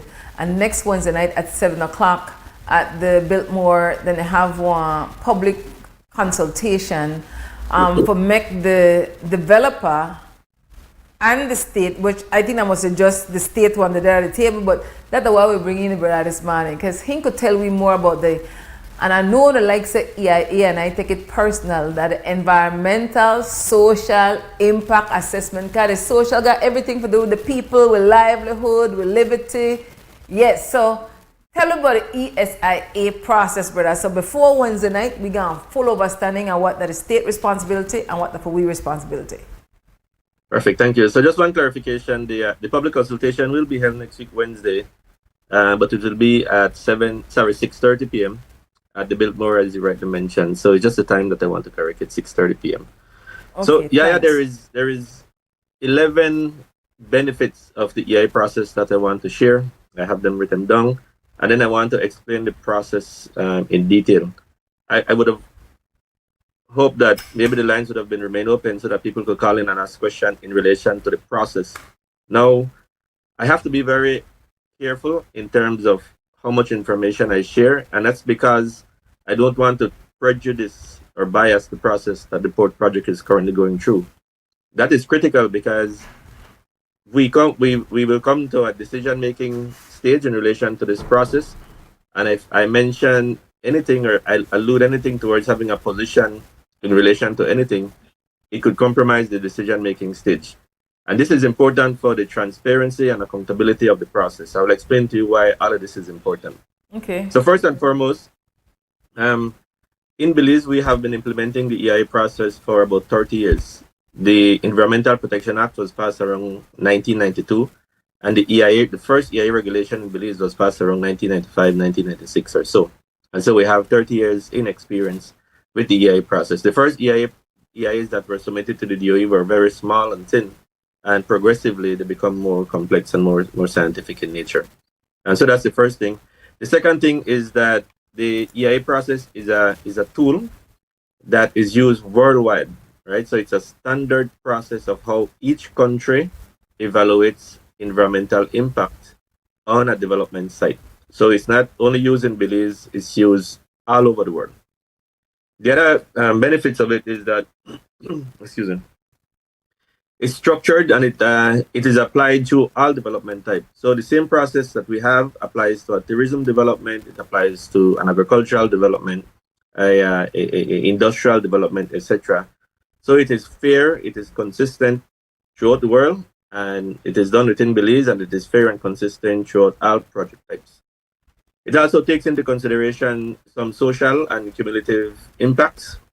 It includes project alternatives, and very importantly, there is an inclusion of what is called a no action alternative. And what that is that the EIA report presents what would be the state of the environment if no development happened, and then if the development happens, what would be the impact. That's important because you could compare and you could actually measure the level of impact that the project will have. It also identifies all the potential negative environmental impacts of a project, and this is the core of the EIA process, right? It provides the Department of Environment with the information that we need in relation to how the project will affect the environment negatively. And it also includes mitigation measures for those impacts, and it also includes a monitoring plan. So after the project, if the project is cleared, what all do we need to monitor to ensure that we could detect any change that is being caused into the environment by the development? It is also transparent, it is fair, it is accountable, and I'll explain more on that later on. And it is inclusive. It has a stakeholder engagement component of it. And then also, if you think about national development project, the EIA project is the only process that exists that is open, transparent, and takes into consideration social engagement. If you think about a development, have you ever heard about any assessment that is being done in relation to the social issues of these projects? No, there is none. Have you ever heard of any process in Belize, legal process, that assesses this project from an economic standpoint? No, there is none. The environmental component of a project, the EIA process, is the only process that we have, and we should appreciate that the process exists, and it gives the opportunity for people to provide input.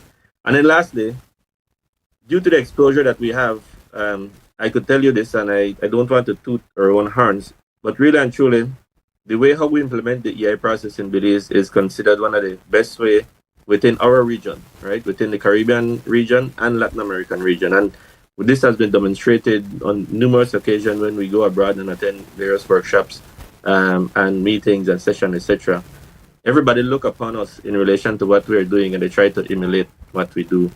Also, you notice more than anyone that Belize has signed on to the Escazú agreement, which basically obliges the state to do more in terms of public access to information, stakeholder engagement, especially within the decision-making stage, and then access to justice. So I just want to start with that, YaYa. No, that do sound good in a theory. Sound good. And fisherman know said a fish think. Indeed. And so I often say to people, unless you know people on the ground in that community or in that country, I mean, that we live the reality. So where the last say and how we experience it, they're two different things. Now, when we different in the last ESIA consultation, and I will park the word consultation, is that at the head table, you had representatives for the Port of Belize Limited, and then you had representatives from the Department of Environment. For Wednesday night at 6:30, who wanted at the head table? So we will have the port representative. So the port is currently being managed by a board, and so we'll have representation from them. We'll also have the EIA preparer, the expert who has a team of people that conducted all the studies that we needed and then prepared the report. And then for the Department of Environment, we'll have Mr. Kenry Gordon, who is a senior officer within the department. And Mr. Gordon has been involved in reviewing and had been at the head table for the previous port project as well. But just to be open with you guys, and I'll get to this later on, but all EIAs within Belize are discussed and deliberated by a committee called the National Environmental Appraisal Committee. So this committee has 16 senior officials, senior people, government and non-government, that sits and deliberate on a project, and they recommend to the DOE whether to grant clearance or not. At all public consultations, NEAC members are present. So the NEAC members themselves will be at the public consultation. Are they identifiable? Do we know who they are? Excuse me? Do we know who they are? Can we identify them? When I go to Wednesday, I want to know this person upon the NEA? Well, normally they sit within a crowd, but I could share with you under the law what the membership is in relation to the positions, right? So we have, I have it here. It's 16 members, so I don't want to miss anyone. So we start off by the Chief Environmental Officer. Obviously, I sit as the Secretary of the NEAC. We have the Commissioner of Lands and the Director of Health Services. Health is normally represented by the Chief Public Health Officer. We have the Chief Forest Officer, the Fisheries Administrator, the Chief Meteorologist, the Director of Geology and Petroleum, the Chief Engineer, the Chief Executive Officer of the Ministry responsible for the environment who chairs the NEAC, the Financial Secretary or his nominee, the Chief Executive Officer of the Ministry responsible for trade or his nominee, a suitably qualified person trained in coastal zone and marine resource, in this case the Coastal Zone Management Authority. We have a suitably qualified person trained in human development or social service, in this case the Women's Department. The suitably qualified person representing a tertiary level institution, in this case the University of Belize, and 2 registered non-governmental or private sector representatives who shall serve for a period of not more than 2 years. So in this case, we have a representative from the Belize network of NGO and a representative from BCCI. So that's the composition. But just to add, so because of the complexity of this project, under the law, we are able to co-opt people to the meeting. That means that we bring in experts that we need that are not within the NIAC. In this case, from the beginning, from the start of the review of this project, we wrote to the Ports Commissioner and invited him to be co-opted to the process because they help us with kind of strengthening the terms of reference. We also co-opted the Inspector of Mines because of the dredging component, and we co-opted the Chief Tourism Officer within the Ministry of Tourism. So we have 3 co-opted members, 3 additional senior experts to sit with us and deliberate. So in relation to this project, we will have 19, if everyone shows up, we have 19 people within around a table discussing the project. I would advocate that there should be a credible community representative at that table, like myself. Seriously. I know often I said the ESIA, and I keep stressing that the people, and we genuinely feel that we're a part of these processes, regardless of how much people sit on the for represent we interest. Look what happened to the cane farmers right now. And so when in I don't remember what year, a group of environmental near government organizations, NGO, me send one letter to the Prime Minister and I call out the environmental NGOs and they hear nothing from them. So it sounds like silent gives consent. They so like they go along with this project right now, and that's the one red flag for me. So they need to come on the record before Wednesday night and say what they want to position on this proposed development. The concern again is that letter what I think about 13 or 14 environmental NGOs were sent to the Prime Minister. They list 3 points. And General Chenona, the executive director of Oceana, then gave an interview to another media house and shared that these consultations that are real, that just want to tick box, that really there should be an awareness campaign, meaningful people engagement before the ESIA draft is reviewed. And so I know to hear DOE hear this over and over again, and like deaf ears, because nothing not change. So when you got it, they had table for talk as long as they want to talk. And then when people like me come to the mic, they want to tell you how long you for talk. I had to tell you no Wednesday, be ready. Because you know, shut me up. Not only me, you have other people where this is a hurry up process. And especially, uno often think, and I say uno collectively, that everyday people no got common sense and no study and no know. So if we ask uno something and uno no know, say uno no know. If we catch you on the slip down, admit we catch you on the slip down. But I come to the table not happy about this process because they're not a genuine people process. And no matter what the regulations say, what the law say, then it have to change. Because it's not a genuine process that just want checkbox situation. And I don't like that, brother. Like, seriously, that not sit well in my being. I'm not saying you to do anything about it. But I just to tell you, and especially because the decision when NIAC make the recommendation and DOE oftentimes follow it if one development want get approval, not get approval, get partial approval or limited approval. So talk to me about that. I don't know if you go say it in this capacity. If you really think this is a genuine people process when they have their ESIA consultation. Well, it's a fisherman will never say fish thing, but I think one of our biggest issue, YaYa, is that we don't share enough information to the people so that they know that their inputs are taken into consideration. So let me just explain quickly. In most, I don't want to say most, in a large number of EIAs, right? And even in relation to the last port project, the information that we received during the public consultation is one of the reasons why we met, I think the NIAC met about 3 or 4 times to deliberate on this project before a final decision was taken. And the reason why normally the NIAC would meet more than one time in relation to a project is because at the public consultation, critical information and comment is provided by the public that the NIAC uses within the deliberation to say, you know what, sir, or you know what, Mr. Developer, you need to go back and you need to look at this and you need to provide us with additional information because we're not satisfied with the information that you have submitted, right? So the one of the, I know you've been studying this project for a while, and you know that one of the things that NIAC had asked for in the past is that you need to go back into the Port Loyola area because we don't feel that you did sufficient public consultation with those who will be directly affected. We had asked them to look at the potential for flooding within that particular area. We had asked them for a bunch of things, and almost everything that is within that letter, YaYa, came from the public consultation.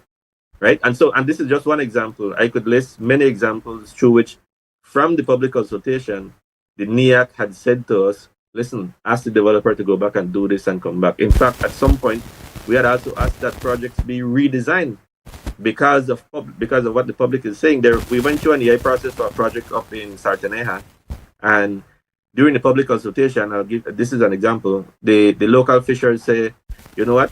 There is an area close to this project that the community, right, traditionally has set aside on their own to set aside as a nursery. So they know, their father knew, and they knew that you shouldn't fish within that area because it provides fish for the entire bay." Now that came from the public consultation. That was not within the EIA report. We had the developer go back and look into that as an issue. So in every instance, in fact, in most instances, the public input is heard, and it is taken in consideration. What we don't do well is go back to the public and say, well, you know what, we had listened to this, and this, and we had asked the developer to do more.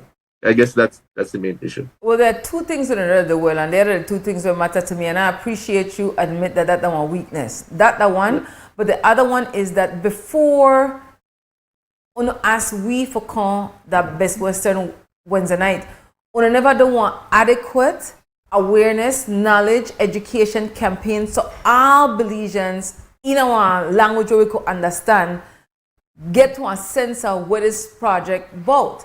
Because how no as we forgive one input Wednesday night when most of we don't know the details of it, and like most make one good point.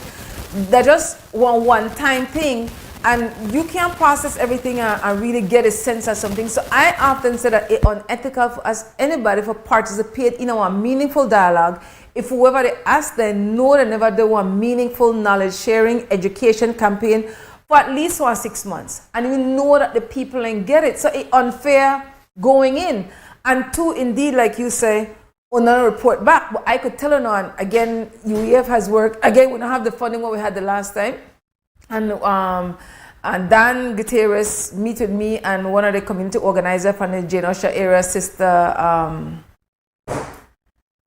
sister named just Latania Apollonia Gonges, and one of the primary concern is flooding.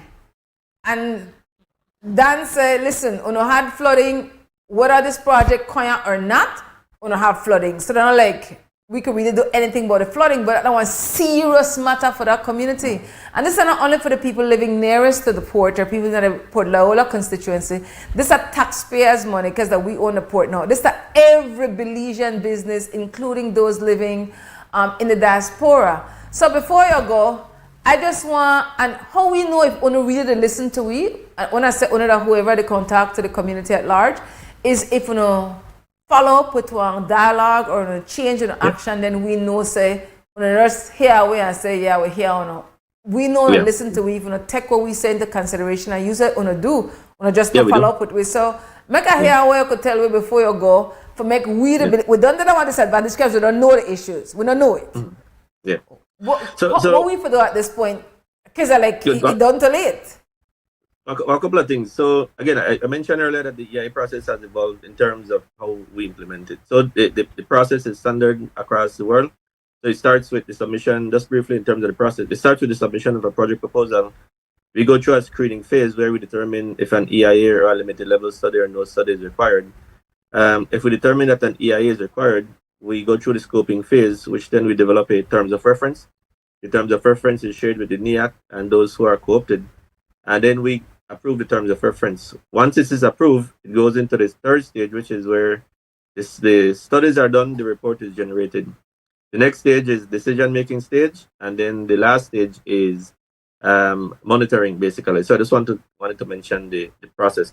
But in relation to what you just mentioned, I want to also share that the EI report has a 15-page executive summary that should be written in easy-to-understand language. So that's the first thing. The second thing that I think this EI report, if I'm not mistaken, is the entire report is around 300 pages. So for those who want to quickly understand the project at a glance, you could read the executive summary. For those who want to go more in depth, you could read the entire report. And then it's actually, there is an annex to it that is, I think, about 300 pages that has all the detailed studies that has been done in relation to this project.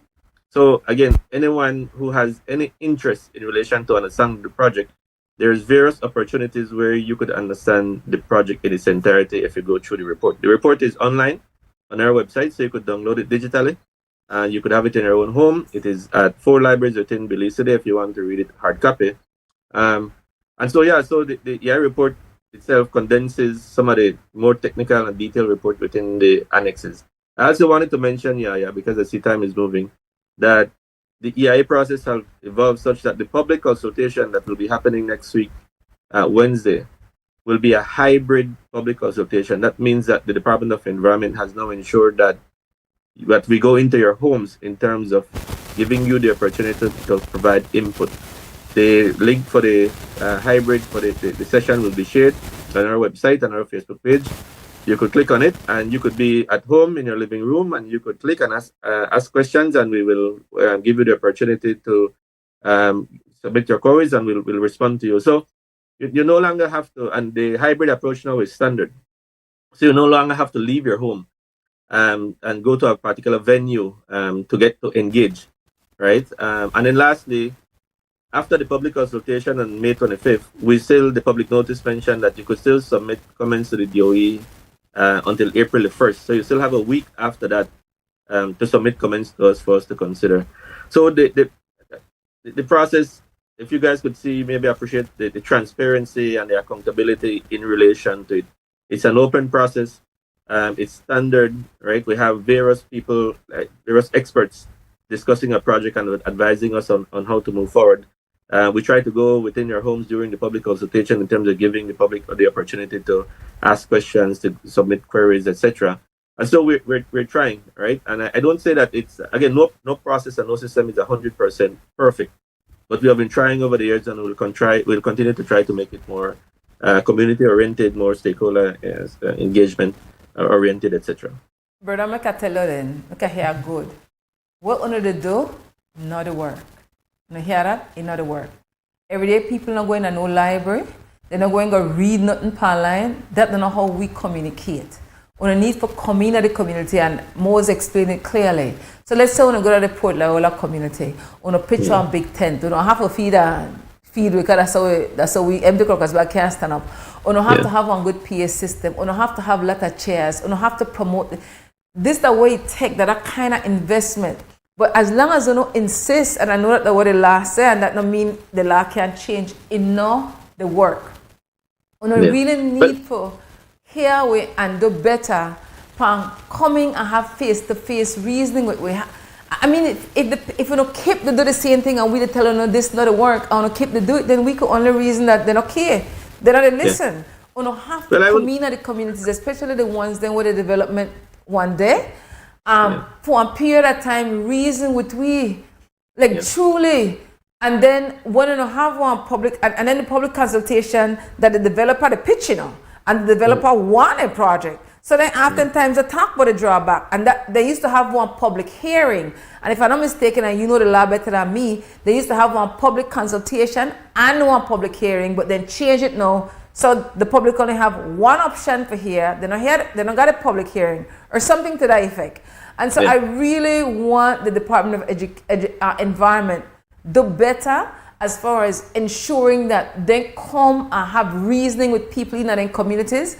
Way ahead of a time when we have the ESIA consultation, and that we genuinely listen to we and make we have one reasoning. I really don't want Wednesday be one tense time or one back and forth. I really want we conduct with good intentions, open heart and mind, and hear one another and not rush nobody after the mic. Because if we start with this rushing after the mic, the vibe is not good. Real talk. Any final thoughts before you go out? Way past break time, but any final thoughts? Yeah. So just to say that I could maybe agree to disagree with you in relation to the system and the process not work. I think it's working, and I know they admit that there's not room for improvement, right? Just by what I shared today, you could say how it work and evolve. So we could disagree on that. And I just want to ask that, so when you come to the public consultation on Wednesday, again, you're asking us to come with an open mind. We're asking you, in terms of the public, to do the same. Remember when you go up to the mic, that there might be other people that want to have the opportunity to say something. So you'll be given an opportunity to ask a question and a follow-up question, and then you could move aside, have someone else come up, ask a question, move aside, and then you could come back and ask another question. But then when you take too long at the mic and you want to take over the entire public consultation, this is one of the reasons why the public consultation seems to be not working. It's because of people going up and want to create ruckus, want to create noise, and want to create distractions. The public consultation should be orderly. Questions should be done sequentially. You'll be asked a question, you ask your follow-up, you move aside, you come back. And I just want to ask that people come with that in mind and come with a level of respect, and the same respect we will share with you guys. Brother, thank you. Yeah. I'm willing to do that if the head table not take up all the time with the head table take up. No, so right away, I start up on the wrong foot. How do I want to hug up the time if we take 1 hour, 2 hours, and then when we come, this is a Belizean people business. If I have to let till 6 o'clock the morning, that brother, because I don't have no other time to talk to people. So uno likewise have to be mindful how long uno hug up the mic, like real talk. Well you guys, they asked to make we share information. We thought that, having enough time up to share information is something that you guys would have appreciated. Let me tell you this, YaYa. I have experience where I've been to public consultation and people complain and say, you know what, the public consultation takes too long. So we decide to shorten it. And when we shorten it, people say, well, it's too short, you didn't share enough information, right? We have tried every single approach that you think, and people still complain. So what we do is we have our process, we implement it so that it is fair with everyone, right? So, and people will still complain, and we've gotten accustomed to that. I don't want you, however, to think that we don't listen and don't know that the process is not perfect. I always maintain, one of the core philosophies of the DOE is continuous improvement. Good employee, I could tell you that. I did tell you, I know they with the head table, they talk as long as they talk, and when I get up there, you don't want to limit me, because I got a lot to say. I talk for a lot of people. So I'm not into the hurry up business. I'll tell you right now, each person should talk, especially if it makes sense. Allow people for talk. Loud and they're not one question. This is not for one space, this is the people's space. One person who want to police people more. I tell you, I got a problem with me before Wednesday come. There's some people going to be troublemakers. I don't talk about the troublemakers, but if people really have one lengthy reasoning, load the people there, man. But at the way fast break time, I want to give you a big thanks, Anthony Marin, Chief Environmental Officer from the Department of Environment, for accepting the invitation at short notice. 6:30 Wednesday, Biltmore. And I agree with it, but I have to go stay away. I'll see you Wednesday night, brother. Thanks, yeah? All right. Thank you to YaYa, and thanks everyone for listening. Break time. Sure. Bye-bye. The Belize Tax Service has been serving the country well since its inception. But like many tax administration systems worldwide, it faces new challenges that require modern solutions. The Semi-Autonomous Revenue Authority, SARA, will be established by legislation that will modernize how Belize administers taxes. Countries across our region, Jamaica, Barbados, and Guyana, have undertaken similar efforts at modernization, and we're using their experiences, successes, and challenges to design a SARA specific to our tax landscape. SARA will operate under the Ministry of Finance with an advisory board comprised of experts in finance, tax, law, and public administration, who will provide sound guidance while maintaining the required oversight of public funds. SARA will provide the framework for modernizing tax administration, improving the way we serve taxpayers, and supporting Belize's development. A semi-autonomous revenue authority, SARA will create opportunities for improving human resource management, accelerating digital transformation that reduces turnaround time and paperwork, and providing more responsive customer service while maintaining strict accountability standards. SARA, a progressive tax administration for a modern Belize.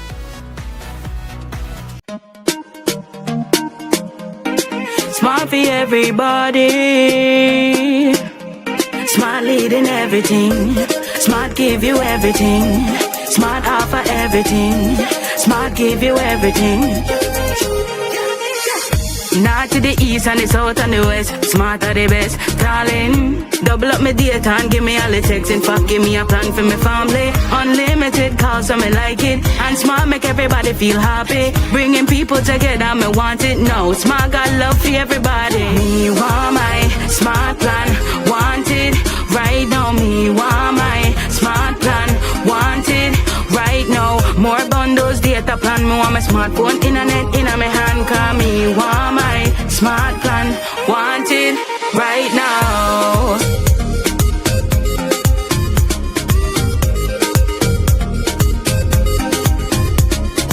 Smart. Stay connected. Stay happy.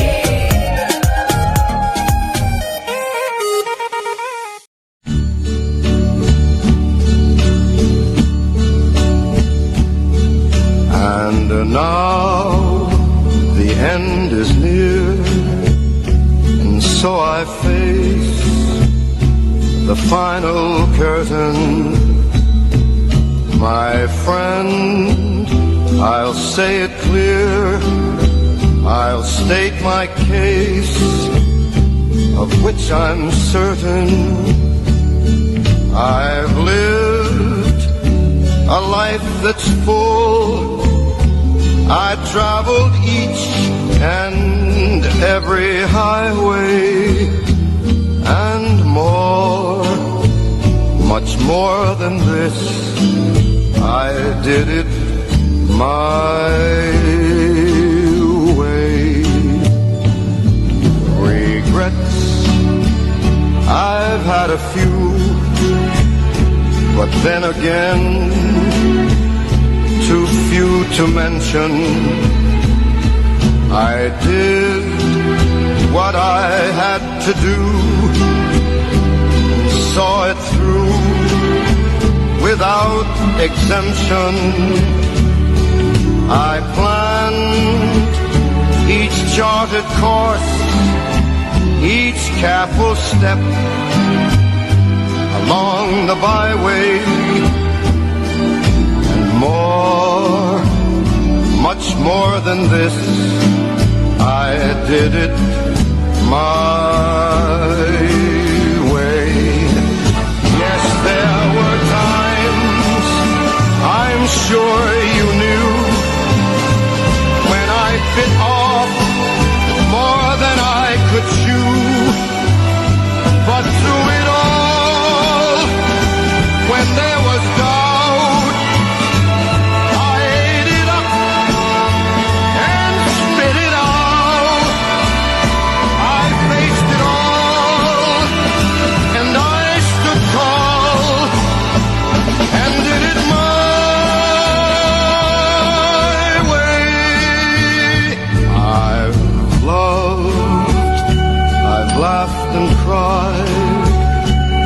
had my fill, my share of losing, and now as tears subside, I find it all so amusing to think I did all that,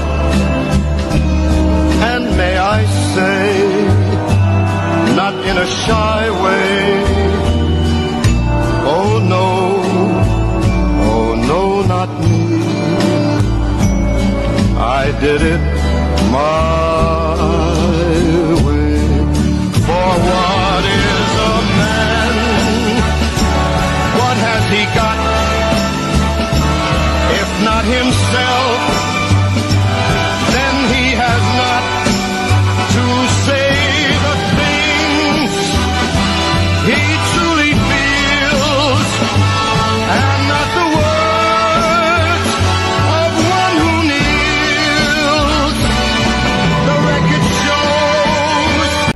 Atlantic Bank, tu comodidad es nuestra prioridad. Nuestro centro de contacto está diseñado para mejorar tu experiencia bancaria. Con una amplia gama de opciones de servicio al cliente, ahorras tiempo y esfuerzo. Puedes llamar fácilmente para bloquear o desbloquear tus tarjetas de débito y crédito, realizar consultas de cuentas y acceder a información detallada de tus tarjetas.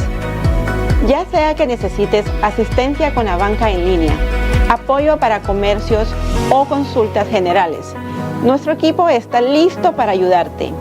Para mayor comodidad, si todos los operadores están ocupados, puedes dejar tu número y un operador te devolverá la llamada lo antes posible para asegurarse de que recibas el apoyo que necesitas.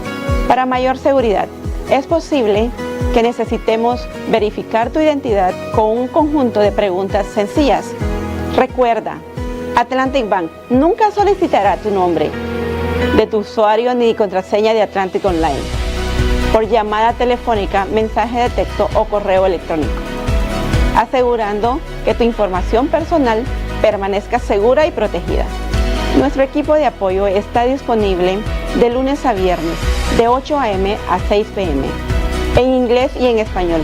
Simplemente marca al 223-1212. Esta es la línea dedicada para nuestro centro de contacto. Atlantic Bank se compromete a brindarte un servicio excepcional y las herramientas que necesitas para administrar tus finanzas de manera conveniente y segura. Aprovecha al máximo nuestro servicio del centro de contacto. Atlantic Bank, building the future together.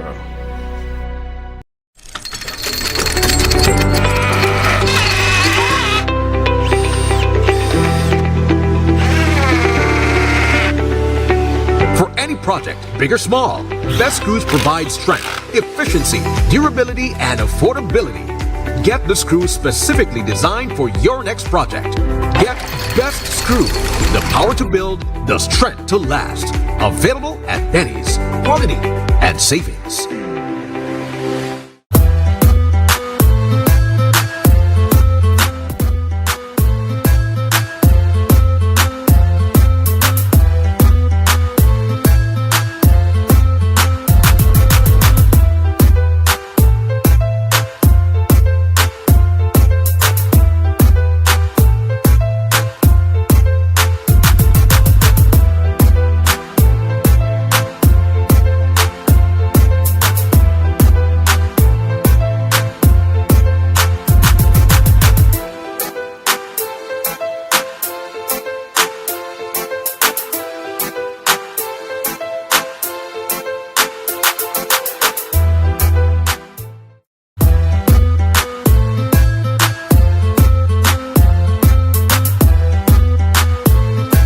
Time for shut the shop a little bit past 9. I try not to violate the time. I want to give big thanks to the callers. The calls me to pop this morning. And I thank everybody who call in and give their input. And Brother Luke Collingmore, Brother Strong, stand strong. I concern about you.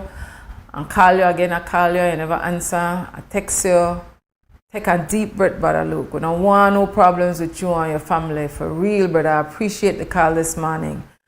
Definitely want to thank the guests. We had Brother Fred Ortega, former chairperson of the management committee from the Belize Sugarcane Farmers Association. We had as guest Brother Anthony Mai, the Chief Environmental Officer for the Department of the Environment. We really appreciate the reasoning. And you can always go to XTV Belize, our Facebook page and YouTube for listening to these conversations again. Definitely want to big up. When I came in this morning, the security guard was Brother Lloyd Lewis, not a Brother Shane Flowers. Here at XTV, we have Sister Christy Flowers, MCO, Master Chief Operator, Technical Person. Big thanks to work with me, Christy, as always. Brother Cliff Lewis, Senior Engineer. And downstairs on the second floor, we have my bestie, Tony Grant, on Friday mornings. And deepest condolences to Brother JCR Zoo, scientist. His mother has transitioned. Deepest condolences from behind the zinc fence for life. JCR Zoo, the zinc fence people. Give thanks for the time you spend with your mom. these years, and I reach up for that, brother. Big respect to you and your family. Deepest condolences. Go ahead. Oh, I know usually have a Friday morning, Sunday review. I'll put on plug in on a lacking Sunday morning because I tell you, we have international solidarity people. And so we have one. I never knew there's such a thing as a human geographer. We have a human geographer. She, European woman from out of the Netherlands, have this platform called Contested Ports. Her name is Francesca Savoldi. Lacking Sunday morning, 10:30 to noon on XTV Belize Facebook page, YouTube, local channel. We're live streaming on Creme Radio. Buy on our Mandela newspaper, $1.50. And again, we only could have back here for as long as we're back here with people solidarity, with people support. So thanks, people. I remember say, only organize people and save the people. Together for better, we got to unite. Belize, yeah. Wake up, Belize. Wake up, Belize. Another day is here. Wake up, Belize. Wake up, Belize. We got to keep moving. Na na na na. Wake up, Belize. Wake up, Belize. Everybody got to put their time in. Wake up, Belize. Wake